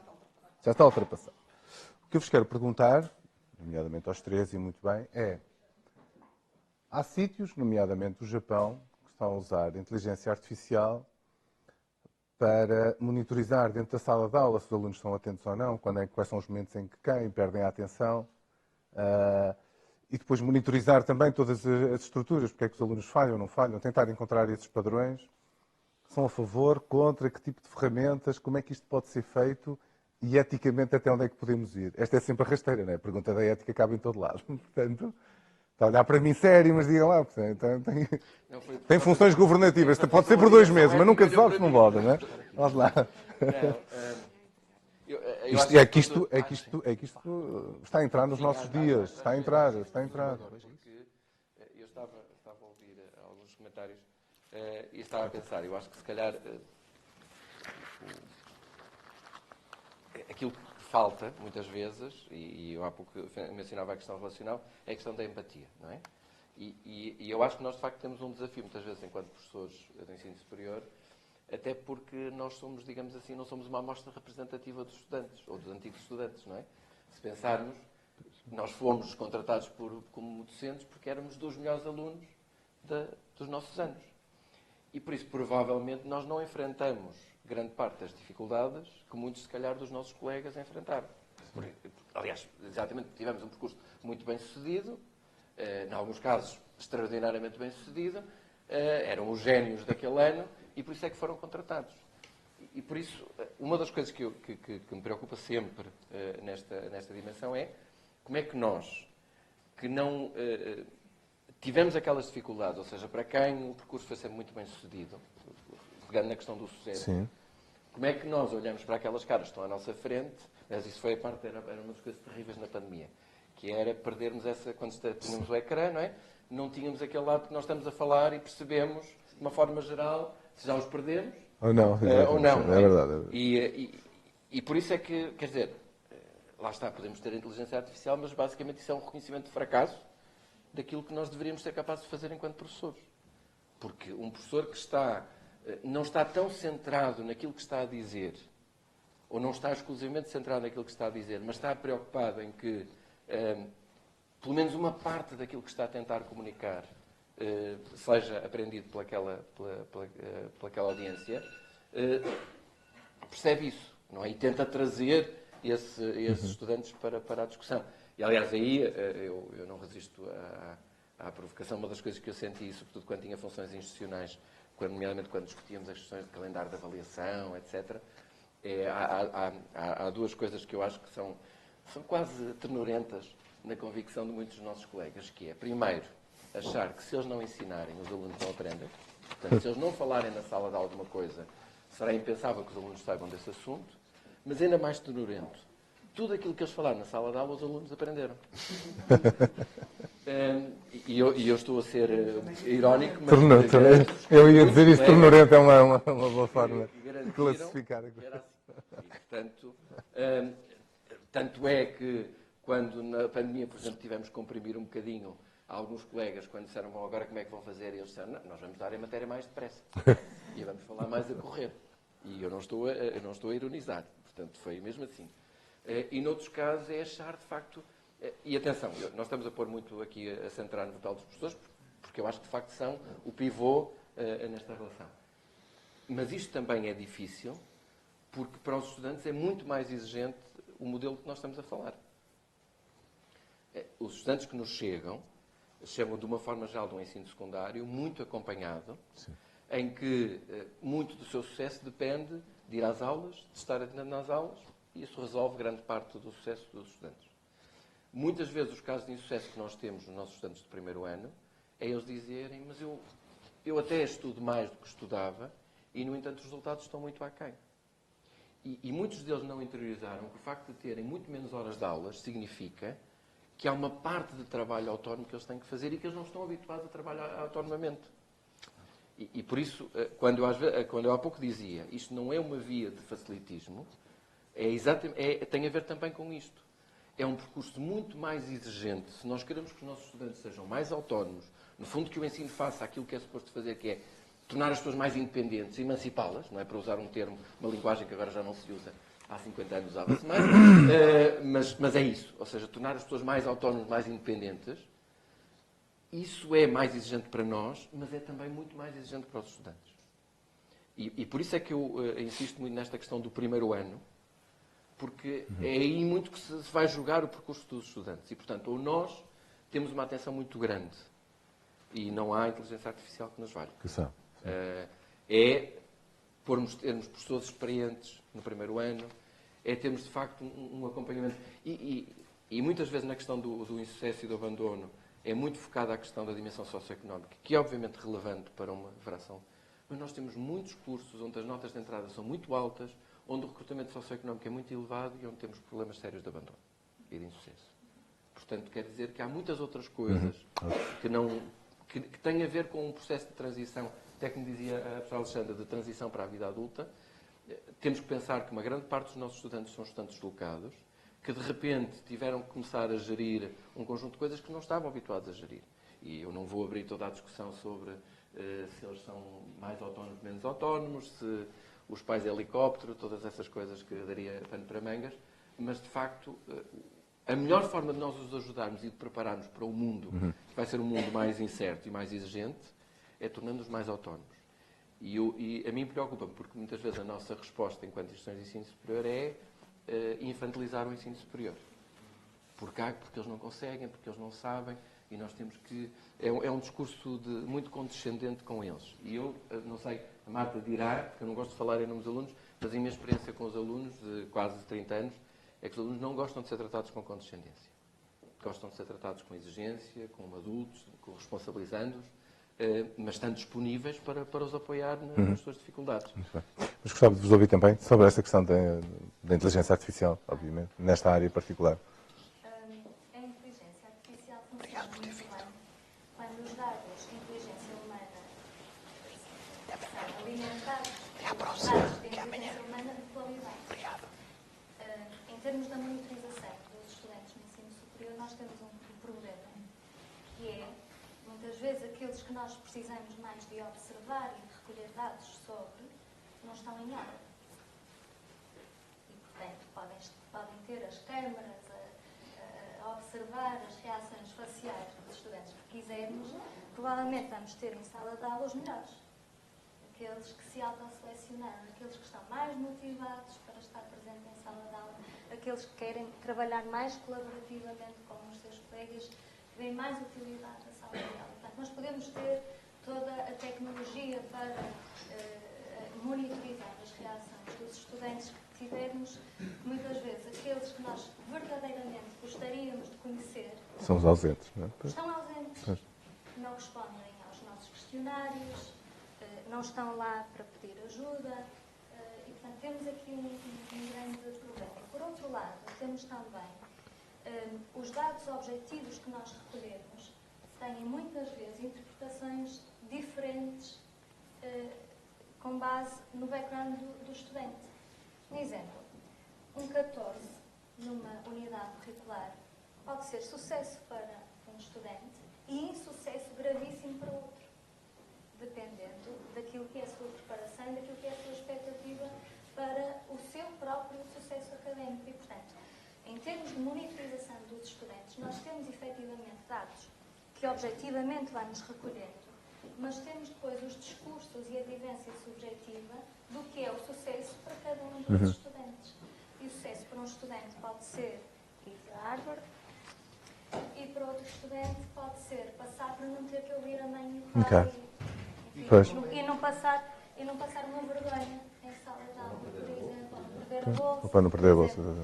Portanto, há aqui toda uma componente subjetiva que define o que é ter sucesso e que vai muito para além do entendimento académico, mas vai também para a capacidade ou a disponibilidade para participar em atividades extracurriculares que são altamente valorizadas pelos estudantes, a possibilidade de participar em investigação ou em atividades culturais promovidas pela instituição de ensino superior, para se desenvolver como pessoa, para conhecer outros e namorar e desenvolver as suas relações interpessoais. E, portanto, é muito difícil termos esta convicção de que, com a inteligência artificial, vamos agora, de repente, conhecer a fundo todos os nossos estudantes e podermos quase predizer esse abandono. Ainda que tínhamos já algumas experiências de sucesso com base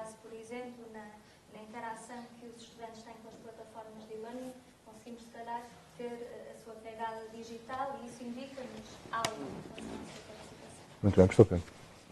Estava a pensar num olhar um bocadinho diferente, que os desafios da tecnologia sempre existiram. Imagina, Sócrates dava aulas a andar. Imagina, quando começaram a pôr toda a gente nas salas de aula, qual era o problema dele e dos amigos? Agora os alunos vão sentar na sala de aula, se calhar agora vão ficar mais gordos, se calhar agora não sei o quê, se calhar agora vão estar desatentos. Mas depois, para além da discussão, se calhar vão pensar menos, porque não temos a oportunidade de fazer discussão. Para as pessoas que tinham um ensino mais tradicional, quando vieram os livros, isso era uma ameaça. E para agora os livros, memória. Agora os livros, acabou-se a memória, agora vão passar a ler os livros, vão ficar anos sozinhos a ler os livros, nunca mais vão olhar para nós, depois a seguir os telemóveis, depois a seguir a internet. A inteligência artificial é mais um desafio. Acho que não vale a pena também estar com grandes... É uma tecnologia nova, é uma nova abordagem, que aquilo que exige é competências de base. E a pergunta é, se nós somos famintos de competências de base de pensamento crítico, de reflexão crítica, aí sim temos que ficar ameaçados. Isso sim. Porque de facto nós não temos capacidade e não trabalhamos, não fazemos este empoderamento dos alunos para que saibam pensar por si próprios, sejam autónomos. E então é a inteligência artificial ou o TikTok. Ou outra porcaria qualquer, mais pateta que exista, não é? De facto as pessoas optam, seguem e fazem e seguem populismos absurdos. E isso é que é um problema. Está a ver? Portanto, não sei se é este ênfase tão grande na inteligência artificial. De facto, um professor na sala de aula pode colocar desafios que onde a inteligência artificial pode ser uma ajuda, mas não pode só resolver isso. São desafios para criticar, para construir, para analisar, para ser criativo. De facto, dá mais lavoura. Isso eu estou de acordo com o Pedro. Quer dizer, claro que dá lavoura, porque não posso fazer o esquema copy-paste e já aquilo que já fazia há não sei quanto tempo. Mas isso nunca vejo o problema, de facto. Eu tenho pena, por exemplo, que na nossa universidade, e tenho pena, e provavelmente em Portugal nós não podemos fazer isso, que os exames sejam livres. Nós, como eu vi na Universidade Americana, dá o exame, eu digo, eu estou no gabinete 64, pai, daqui a 2 horas estou à espera dos exames lá. E as pessoas fazem o exame onde quiserem. Assinaram uma declaração a dizer que, de facto, tinham honestidade intelectual e, portanto, comprometem-se a isso. Isto é uma pena que nós não possamos fazer isto. E isto é que é o interessante, que é a responsabilidade, o sentido crítico e perceber exatamente o que é que conta e o que é que verdadeiramente está em jogo, agora e para o futuro. Portanto, eu acho que mais do que nos preocuparmos com a ameaça da inteligência artificial, temos de preocupar-nos como é que nós estamos a sedimentar o pensamento crítico e as competências verdadeiramente de responsabilidade, de exigência de responsabilidade, de cidadania. Se for assim, tanto faz, vem agora isto, qualquer dia vem outra qualquer, fechamos os olhos e não sei o que é que vai acontecer, está a ver? Sei lá o que é que vai acontecer. Eu estou a morrer agora sozinho porque eu dei cibercultura e de facto nos exames nunca ninguém passou e também era do género, façam quando quiserem entreguem, mas as pessoas não passavam porque tinham que pensar e resolver uma pergunta que era dramática. Quem vai a exame é porque nunca foi às aulas, não percebeu nada do que lá estava, não é? Portanto, os exames acho que é sempre a parte mais fácil. Quem vai a exame é porque não sabe muito. Façam perguntas, por favor, para me facilitar a vida aqui já agora. Eu posso continuar, mas pronto. Eu ia só pedir uma coisa, que é que se identificassem só por uma razão, porque alguns conhecem-se, outros não se conhecem e eu posso não conhecer também.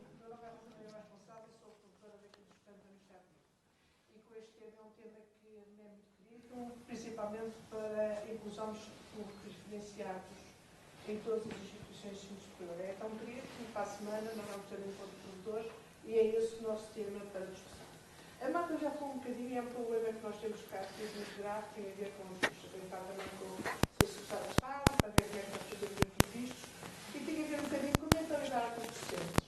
Que o aluno chega tarde, fazer o início de uma avaliação, já não pode fazer essa avaliação porque não conseguem, já não têm um momento. E, portanto, não conseguem pensar, ou gostaria que depois começassem a trabalhar, já foi de ver com a nova capacidade das ações de formação, quando as pessoas chegam um bocadinho mais tarde, como é que nós podemos fazer? O que é que acontece quando um aluno, por exemplo, que é um dos casos que me aparece, está hospitalizado? Os quadros que o Pedro também fala podem ser utilizados para dar as aulas online. O que é que acontece quando o aluno tem que vir do país está para vir fazer um exame? Ele pode fazer nessa universidade, desde que nós fechamos um protocolo. Portanto, tem havido muitos problemas com estes cursos diferenciados, não é a maioria dos nossos cursos. A secretária está a dizer, quando nós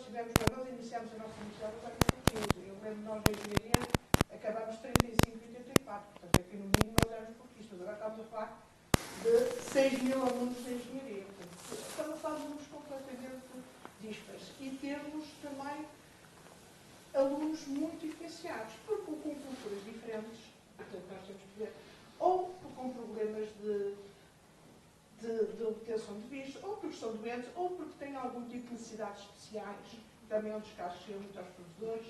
Portanto, todos esses pontos são pontos que eu acho que para o sucesso nós também temos que os trabalhar. E temos que utilizar os bons meios, que na realidade eu já vim agora, se calhar, para ser utilizados, que às vezes dizem, não, isso não é possível, porque legalmente não se pode fazer. Portanto, nós temos que começar a trabalhar no sentido, na realidade, de abrir um leque mais de expectativas para o nosso público. Nós temos alunos que fazem bullying aos alunos mais velhos. Os mais novos fazem bullying aos alunos menos 23, que é uma coisa que pode parecer assim incrível, mas fazem. Eu tenho 2 casos desses, quer dizer, não são muitos, mas são. Pessoas que estão assim, eu digo assim, 2 não, 3 já. Mas aparecem. Portanto, nós, se calhar, por grande número de alunos, nós temos que pensar nesses alunos todos que nós temos, a ter que ouvir o que é que nós queremos fazer. Nós vamos falar com provedores, vamos falar, como disse, para a semana temos um encontro de provedores e vamos falar a esse nosso tema. Também, o Sr. Secretário de Estado também está convidado e vamos ter também o Diretor-Geral do Ensino Superior, que também vai estar falando sobre sucesso e sobre o trabalho que frequentou aqui. É um ponto que é extremamente importante para nós todos, para nós conseguirmos, na realidade, ser uma instituição de ensino superior inclusiva. Portanto, precisamos falar de todos os nossos públicos, de alguma maneira, poder agarrá-los todos e não deixar não perder nenhum, que é o, quer dizer, o nosso, é não perder realmente o nenhum, que é uma perda para todos. Sim.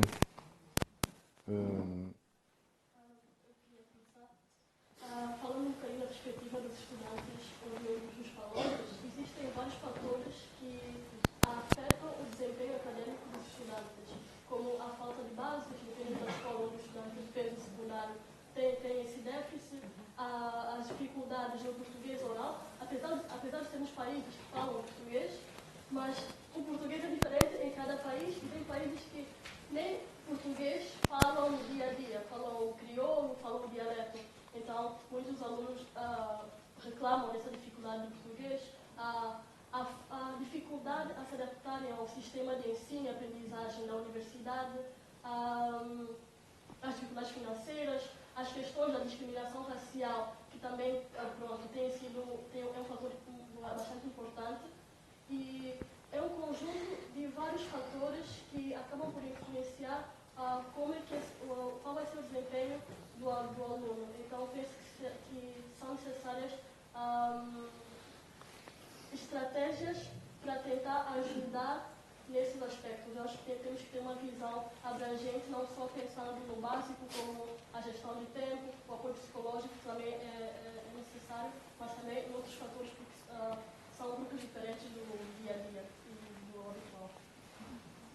Sr. Pedro, é preciso, é para fazer ao contrário. Nós queremos convidar muitas pessoas para jantar, mas o menu é rígido. Isso é o que eu acho na universidade. Portanto, nós queremos convidar e achamos que é simpático, mas de facto, não, mas é que eu sou intolerante e tal, leite. Mas é que eu não gosto de laranja, sou de laranja. Mas é que, pá, é o que há. Epá, está bem, então, e agora? E então, eu acho que isso é difícil. Não sei muito bem se esta ideia, de facto, é fácil de acomodar. Não é fácil, porque as exigências são muito, muito diferentes. Por exemplo, o que é que seria aqui preciso? Seria preciso um ano zero. Exato. É possível montar um ano zero? Um semestre zero? Não, mas depois tem outras implicações. E quem são os professores do ano zero? Temos que contratar. Mas como é que vamos contratar? Imagina. Quer dizer, quando isto deixa às escolas, não é de contratar, mas como é que vais contratar? Mas é que contratar, mas como é que vais contratar?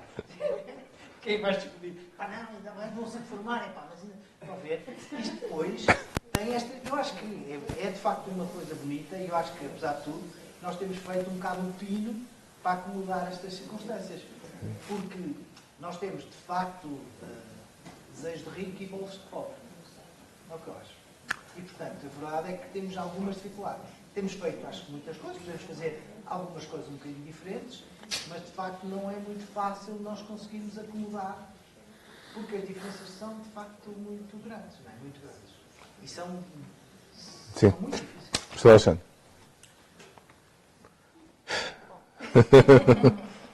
Por onde é que eu começo, não é?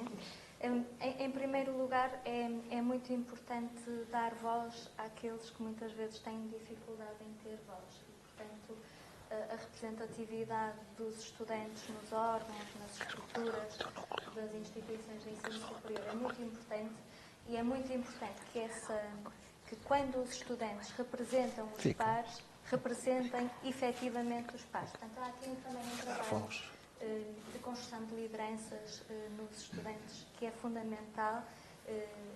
Os próprios estudantes se conhecerem, serem, enfim, formados para a tolerância e para a inclusão, e, portanto, precisamos não só de capacitar os docentes, mas também precisamos de capacitar os estudantes e as lideranças estudantis para, enfim, serem veículos e motores da expressão das necessidades dos seus pares.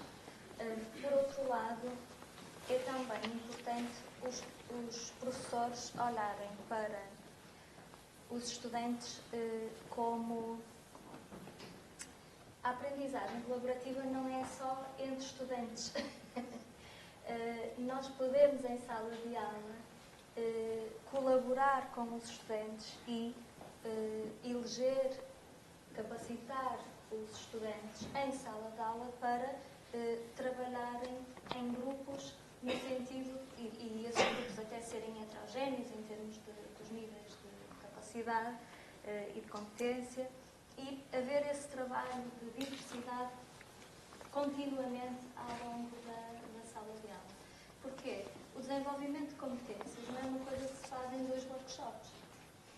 Não é uma coisa que nós temos agora um serviço de consulta psicológica e vamos desenvolver um programa de competências, 4 ou 5 sessões, e no fim os estudantes ficam capacitados com competências socioemocionais.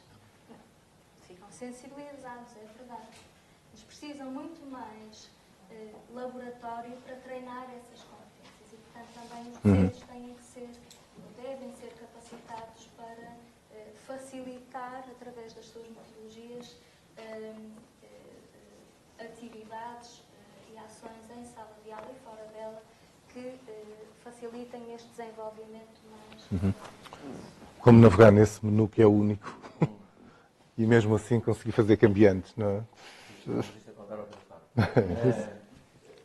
Eu, há 25 anos, quando fui fazer o doutoramento para a Inglaterra, eu lembro, a certa altura, no departamento dizem é uma reunião de urgência, porque houve 40% dos chumos em estatística. Eu sou da economia e gestão. E o meu comentário sarcástico foi 40% na minha faculdade é um ano bom. E, de facto, eu acho que isso revelava muito daquilo que era a cultura das instituições, e esta conversa eu acho que é particularmente difícil, por estranho que pareça ou não, nas instituições que têm melhores alunos, ou que têm alunos com notas mais altas a entrar. Porque o discurso de uma certa desculpabilização da instituição acerca do insucesso dos alunos é mais cómodo nessas instituições. E nós tivemos, durante muito tempo, um sistema que estava profundamente focado na maximização da entrada. Era o célebre fim de semana de setembro, agora é final de agosto. Quantos é que entraram, qual foi a taxa de ocupação, se preenchemos as vagas todas, o ranking das notas mínimas, todas as maneiras de entrar, tudo. E depois, se nós perguntássemos aos responsáveis institucionais, aos diretores de curso, aos presidentes de escola, aos professores, qual era a percentagem de alunos que abandonavam o curso ao final do primeiro ano? Ou qual a percentagem de alunos que faziam o curso no período normal? Eu não quero ser mauzinho, mas se nós fizéssemos uma sondagem, o resultado era embaraçoso. E depois refletia muito aquilo que a professora Alexandra há pouco dizia, que é, nós extrapolávamos a partir daqueles que conhecíamos, aqueles que vêm às aulas, aqueles que vêm aos exames. E quando nós dizíamos aos nossos colegas, em alguns casos, eram pessoas que têm com responsabilidades nesta área, diziam, olha, então, a percentagem de alunos que terminam o curso no prazo normal ou em N+1 é só tanto. Não pode ser. Os meus alunos terminam todos. São aqueles que vêm às aulas, não são aqueles... E eu acho que, de facto, nós temos estado a fazer um caminho. Isto é sempre um exercício, sobretudo quem tem funções institucionais ou ao nível do sistema, vive sempre no dilema quando está a falar nestas coisas, que é a história do copo meio cheio e copo meio vazio. Portanto, toma a espancada ou o estímulo positivo para facto, acho que não vale a pena, acho que não podemos desvalorizar o que nós fizemos, de quanto isto vai impregnando a cultura das instituições, de nós hoje sentirmos corresponsáveis, e eu friso corresponsáveis, porque eu não os quero desresponsabilizar aos alunos. Os primeiros responsáveis pelo sucesso deles são os próprios, porque exatamente por toda aquele discurso que eu fiz há pouco de emancipação, mas nós, enquanto professores e enquanto instituições, somos corresponsáveis. E queremos que eles sejam bem-sucedidos. Eu acho que todos nós que já tivemos alunos a vir, por exemplo, consultar provas, que reprovaram, eu acho que nós também sentimos que alguma coisa falhou. E muitas vezes dizemos: porque é que não veio falar connosco antes? Porque é que não veio ao atendimento? Porque é que, se tinha dificuldade, porque é que não nos procurou? Porque eu acredito que haverá alguns colegas que têm algum prazer da percentagem de chumbos que retiram. Havia algumas faculdades onde até havia um ranking das... Quem chumbava mais, não é? Mas, felizmente, eu acho que isso tende a desaparecer. E, portanto, hoje há, de facto, uma preocupação de dizer: eu quero que os meus alunos tenham sucesso. Não lhes vou facilitar a vida no sentido de não vou fazer exames de BA só porque sim, só porque quero ser um professor popular. Mas eu quero, de facto, que eles saiam daqui a sentir que aprenderam, que isto foi uma experiência que os desenvolveu do ponto de vista intelectual. E agora, ligando a uma coisa que o professor Pedro Rosário há pouco dizia, que é, e que eu acho que às vezes é mal percebida, que é esta questão do pensamento crítico. Nós somos capazes de fazer perguntas a partir do conhecimento que temos. E, portanto, eu acho que às vezes há aqui um certo equívoco, que ele tentou, eu acho, ilustrar, se não estou a transler as suas palavras, de que isto não é chegar e dizer: porque é que isto é assim? Não é? Eu acho que nós vivemos também num tempo de conhecimento instantâneo, de superficialidade de conhecimento, onde pode ser muito tentador. Nós vamos fazer muitas perguntas, e se fizermos muitas perguntas, somos muito inteligentes. Eu acho que parte do estudar trabalho é mostrar aos alunos que eu consigo fazer perguntas pertinentes e interessantes se conhecer um determinado assunto. Porque é quando eu começo a encontrar ali as partes que não fazem sentido, as coisas que estão por responder. É a margem da nossa ignorância e do muito que nós não conhecemos. E às vezes há um discurso que eu diria um bocadinho clarucho, que é dizer: não, nós temos é que trabalhar o pensamento crítico, mas é um pensamento crítico trabalhado num vácuo. E para mim, desculpem se calhar não estou a ser do agrado de alguém, ou a ser um bocadinho reacionário, mas de facto eu entendo, as boas perguntas são as perguntas daquelas pessoas que conhecem tão bem o assunto, que conhecem tão bem, que conhecem as fraquezas, as fragilidades do conhecimento que nós temos. E acho que isso às vezes não é fácil perceber, transmitir em termos, e perceber por parte dos alunos. Agora, há de facto, eu acho um caminho que foi feito, mesmo na questão dos estudantes internacionais, acho que já não estamos na fase que é quanto mais melhor. O que interessa é ter muitos estudantes internacionais. Porque percebemos que eles que nos chegam, não é só a questão de alguns vêm, de facto, com fragilidades, mas vêm pura e simplesmente porque os currículos do ensino secundário são diferentes. Ou seja, há matérias que pura e simplesmente nós temos e que outros países não têm. Como é que nós nos organizamos? E isso não pode ser uma responsabilidade apenas dos estudantes. Ou seja, nós não podemos apenas dizer: temos não sei quantos recordes de alunos internacionais da nossa universidade. E depois, a seguir, não damos o passo, como é que nós integramos estes alunos para um percurso bem-sucedido em termos académicos.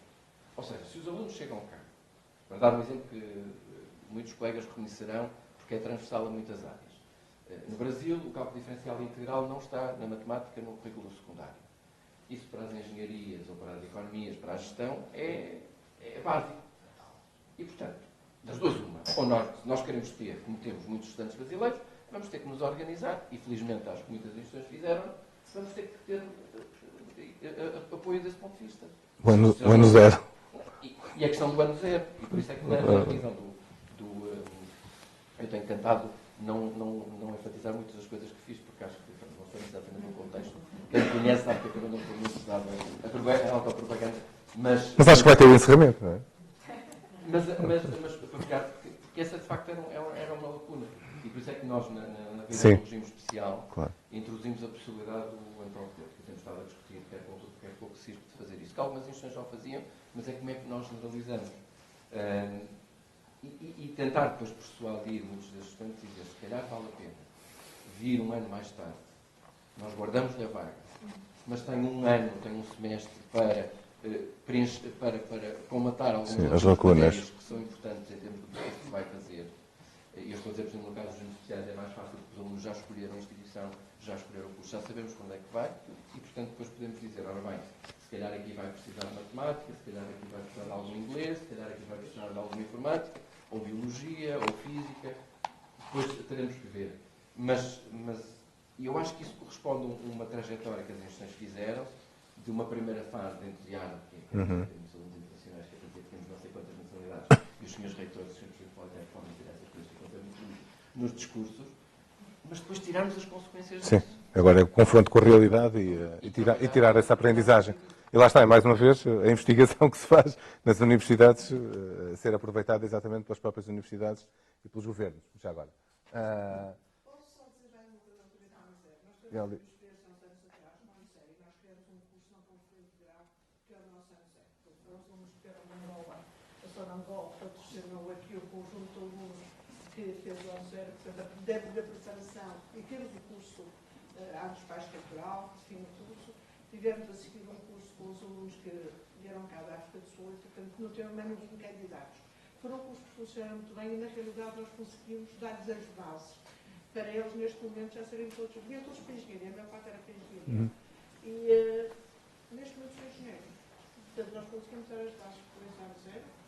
Portanto, o ano zero já funcionou aqui na Universidade, e, portanto, apraz-me muito ouvir o que o Secretário de Estado disse de nós conseguimos, neste momento, dar outro ano zero para os alunos depois poderem ingressar aqui na Universidade, porque definitivamente vai ser um ponto. Nós temos um problema, não tanto com o Santo Tomé, por exemplo, com Timor, os alunos chegam à minha beira e dizem assim, mas o que eles vão aqui no primeiro ano é que nós damos no último ano lá da faculdade, portanto eles não têm condições, e os professores, à custa de lugares atendimentos, estão a tentar ajudar de alguma maneira. Muito bem. E não é apenas uma questão curricular, é também uma questão de modelos de ensino. Por exemplo, não sei se é a vossa experiência, mas a minha experiência com os estudantes brasileiros é que eles tendem a ter um desempenho na oralidade muito melhor do que a maior parte dos alunos portugueses e um desempenho claramente pior na escrita, sim. Portanto, e como nós temos muitas vezes um modelo de avaliação muito centrado no desempenho na escrita, isso não os favorece e, portanto, isso também tem a ver, e há outros países que trabalham mais determinadas competências no sistema de ensino do que nós, não é? Sim. E nós trabalhamos mais outras e, portanto, muitas vezes é este encaixe de formas de ensinar e de aprender a avaliar que pode funcionar muito bem para alguns perfis de alunos, que vêm habituados a isso. E para outros não, claro. Mais uma pergunta? É a última. Presidente do Instituto de Educação, tenho, digamos, duas pequenas questões. Uma tem a ver logo com o primeiro ano. No primeiro ano, nós verificamos que há vários alunos que se candidatam, eles são admitidos, mas efetivamente não fazem a inscrição. E, portanto, isso é logo um problema inicial que vai levar a que esses alunos e essas vagas, que poderiam ser preenchidas por outros alunos, não o sejam, porque efetivamente os lugares foram atribuídos a esses alunos. Isso, de facto, é uma preocupação. E a outra preocupação é com os alunos que estão efetivamente inscritos, mas que nunca frequentaram uma sala de aula. Portanto, nós estamos a partir de um patamar que não é o patamar real. Aliás, nós ficamos todos satisfeitos porque tudo está preenchido. Não há nenhum boletim, não há uma única vaga, mas depois, se eles efetivamente não se inscrevem, que as vagas estavam preenchidas, então se efetivamente nunca frequentam, nem que sejam só um aluno, isto para mim é uma grande preocupação. É o problema dos médicos de família também. Eles estão inscritas e não vão, e, pronto, e tiram o lugar aos outros. Não é só daqui. Tá? A outra questão é que olhar para as questões de sucesso, eu acho que nunca podemos deixar de olhar para todo o contexto. E o contexto tem a ver com o quê? Práticas culturais, práticas desportivas. Porque sabemos que todos os alunos que estão envolvidos em práticas desportivas, em práticas culturais, que gastam muitas horas nas práticas desportivas, alguns de maneira até muito aplicada. Tivemos, por exemplo, aqui um aluno que chegou a ir aos Jogos Olímpicos, e de facto bem sucedido, não deixou, mas temos inúmeros alunos a participar em desporto de alta competição, pelo menos ao nível nacional e internacional, e são bem sucedidos. E por isso, mas também a parte cultural, porque temos muitos estudantes que se envolvem a sério em inúmeras atividades da universidade e isso está sempre associado a sucesso também educativo. E isto, eu queria perceber um bocadinho, ouvir um bocadinho também sobre estas duas questões. Está bem, Alexandre. Duas excelentes questões também. Nós temos uma percentagem de estudantes que abandonam à partida, ou seja, estacionam numa vaga, não era exatamente aquele curso que desejavam, isto tem muito a ver com o nosso sistema de números clausos a nível nacional, e, portanto, o que é que fazem? Garantem aquela vaga e, entretanto, estão a procurar uma alternativa. Estacionam ali, às vezes nem chegam a aparecer, ou aparecem, vão ver o que é que aquilo é e logo naquelas primeiras semanas tomam uma decisão se efetivamente fazem a sua frequência do curso ou se continuam no seu plano original de mudança. Estes dados é muito difícil chegar a estes números porque, em bom rigor, não são estudantes efetivos, mas temos a matrícula, temos a inscrição destes estudantes e, portanto, logo aí não os conhecemos, não sabemos como é que os podemos ajudar e estarão, entretanto, a fazer o seu próprio percurso, às vezes a repetir exames ou até a preparar-se para o próximo ano, entretanto, fica ali aquela vaga assegurada.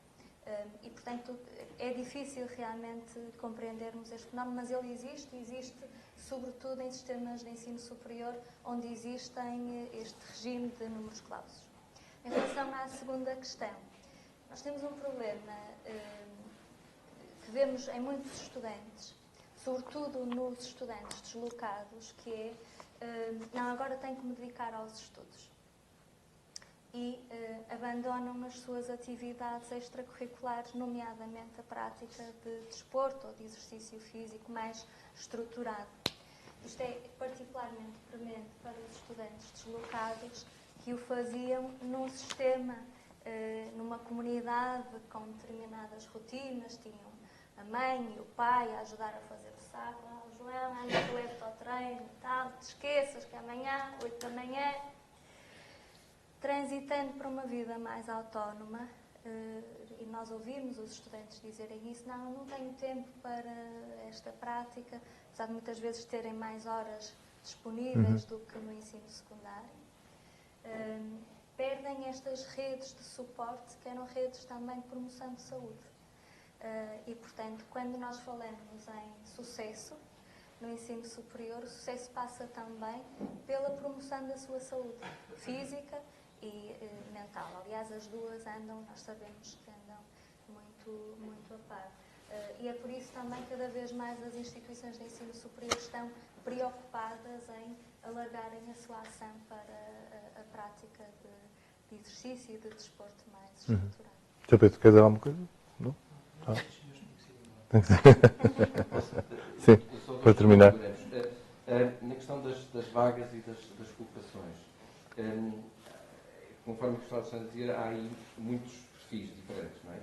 Mas aquilo que nós sabemos é claramente os estudantes que colocar nas suas primeiras opções têm menos probabilidade de não concretizar a matrícula. Portanto, claramente são aqueles...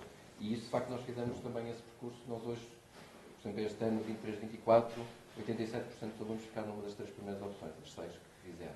Isso normalmente significa que têm tendência não só a concretizar a matrícula, mas também menos probabilidade de abandonar no primeiro ano, porque a partir de correspondem aquilo que eles querem. Depois, dentro desses, há o grupo daqueles que, por exemplo, têm uma situação socioeconómica frágil. E aí, uma das dificuldades que nós tínhamos era que eles ficavam colocados, mas tinham uma incerteza se tinham bolsa ou não tinham bolsa. E, portanto, em 22, aquilo que foi decidido foi que, automaticamente, os alunos dos 3 primeiros escalões da Boa Família sabiam que automaticamente tinham bolsa. E, em 23, aquilo que fizemos foi os alunos, quando se candidataram ao ensino superior, também se puderam candidatar à bolsa e, no mesmo fim de semana, receberam essa informação. E isso para quê? Porque nós sabemos, em termos de investigação, ou seja, de tentar usar a investigação, que quanto mais baixo é o nível socioeconómico, maior a aversão ao risco. Nós não temos uma rede e, portanto, se não temos uma rede, temos mais receio da incerteza, não é? E, por isso, tudo aquilo que nós possamos dar de mais segurança e previsibilidade, para dar uma ideia, nós tipicamente, em setembro, no mês de setembro, pagávamos, a Ação Social pagava 2.000, 3.000 bolsas e este ano pagou 34.000 bolsas. Para a maior parte de nós que está nesta sala, se calhar isso não faria grande diferença. Para muitos destes jovens, isso pode ter sido decisivo para concretizar a matrícula e para abandonar ou abandonar, porque não há não há folga do ponto de vista da restrição orçamental. E, portanto, nós temos, a grande parte da dificuldade é como é que nós decompomos aquele resultado e perceber e ter respostas para diferentes tipos de públicos. E por isso é que os programas de acompanhamento em termos dos alunos do primeiro ano têm que ter essas dimensões, têm que responder àqueles que são fatores socioeconómicos, àqueles que são estudantes locais, àqueles que são estudantes internacionais, àqueles que são estudantes com necessidades educativas específicas. Por exemplo, a informação chegava muito tarde, os alunos que se candidatavam com um grau de eficiência igual a superior a 60% às instituições, e então, pela primeira vez conseguimos chegar ao final do curso. Portanto, parte da dificuldade disto é que, lá está, isto não é exatamente o menu, tem que ser bastante diversificado para este tipo de públicos. A outra dimensão da diversidade está também, nós temos, o termo não é um termo feliz, mas muitas vezes não usamos, nós temos um ensino de massas. Mas temos um ensino de massas no sentido de termos mais de metade dos jovens a frequentar o ensino superior, não significa que isto é pronto a vestir. E, portanto, nós temos, o desafio que nós hoje temos é como é que as instituições de ensino superior conseguem ter respostas diferenciadas dentro de uma população tão numerosa. E acho que, de facto, nós temos que apostar mais é a questão do desporto, mas é a questão do associativismo, é a questão das empresas júnior, é a questão das atividades culturais, não só por quanto isso pode nos permitir realizar-se e olhar para a universidade, eu estou a falar da universidade no sentido geral, obviamente incluindo também o seu sistema politécnico, enquanto espaço de realização e de descoberta, porque se não é na universidade, às vezes nós dizemos isso aos alunos e eles não te levam muito a sério, depois mais tarde é que percebem, claro. Porque, de facto, o tempo que nós tivemos de mais possibilidade de descoberta, de tempo livre, foi na universidade, não foi depois quando começaram a trabalhar. E por isso, de facto, ou nós abrimos essas possibilidades e às vezes, aliás, no almoço eu estava a dizer que tem às vezes alguns mixed feelings em enfatizarmos, mas tem muita questão do sucesso. No aqui psicólogo, eu corrijo que eu disparate, mas eu acho que é como a conversa sobre a felicidade. Quanto mais nós falamos na felicidade, mais infelizes somos. E, portanto, se calhar, enfatizar demasiado esta questão, e por isso é que os comentários que vários fizeram de falar em sucesso em diferentes dimensões, ou seja, o que é o sucesso para ti, não é? E, portanto, tenta pensar num percurso na universidade, que seja um percurso que te qualifique, que te prepare para o futuro, mas isso tem uma dimensão académica e tem uma dimensão não académica. Sim. E isso tem uma dimensão também, até do ponto de vista do sucesso académico, muito importante, porque os atletas de alta competição não têm normalmente problemas de insucesso. Até porque se habituaram a gerir o seu tempo de uma forma que os preparou exatamente para um estudo autónomo. Aqueles que estão empenhados em um conjunto de outras atividades, de empresas júnior, etc., têm necessariamente que ser muito disciplinados. Portanto, não é normalmente com esses que nós temos esse problema. E, portanto, aliás, temos muitas vezes que contrariar com os alunos do primeiro ano essa ideia de que eu não vou ter tempo, porque eu vou ter que concentrar todo o tempo no estudo. Há tempo para tudo. É uma questão de nós organizarmos. E isso permite-lhes, além de mais, espaços de integração e de convívio que os podem apoiar em momentos mais difíceis e que os vão ajudar a perceber que a dificuldade que estão a ter naquela disciplina, com aquele professor ou com aquela professora, é perfeitamente normal. Que aquela coisa correu melhor ou correu pior. E isso preocupa-me porque eu acho que nós... Isto é conversa de bem, desculpa. Mas é o problema de eles serem cada vez mais novos, não é?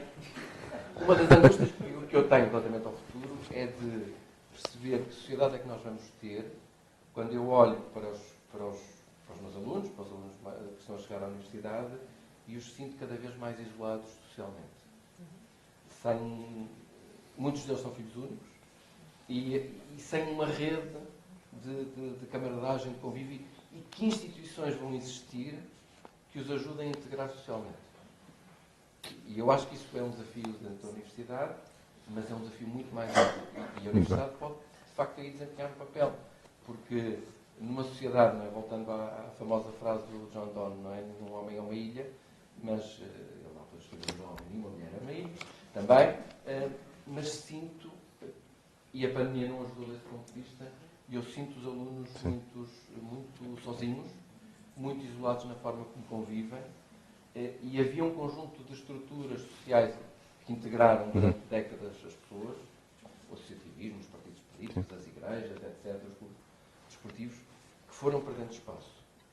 E nós ainda não conseguimos recriar, enquanto sociedade, outros espaços de sociabilidade que lhes deem outros sentidos à vida e que os apoiem em momentos de dificuldade, quer no percurso académico, se calhar é uma boa altura para nós começar para o futuro. Muito bem, agradeço a todos. Acho que falámos aqui dos sucessos e não do sucesso, esses caminhos, não só apenas um caminho. Obrigado por terem partilhado o vosso conhecimento e a vossa experiência. Muito obrigado. Boa tarde.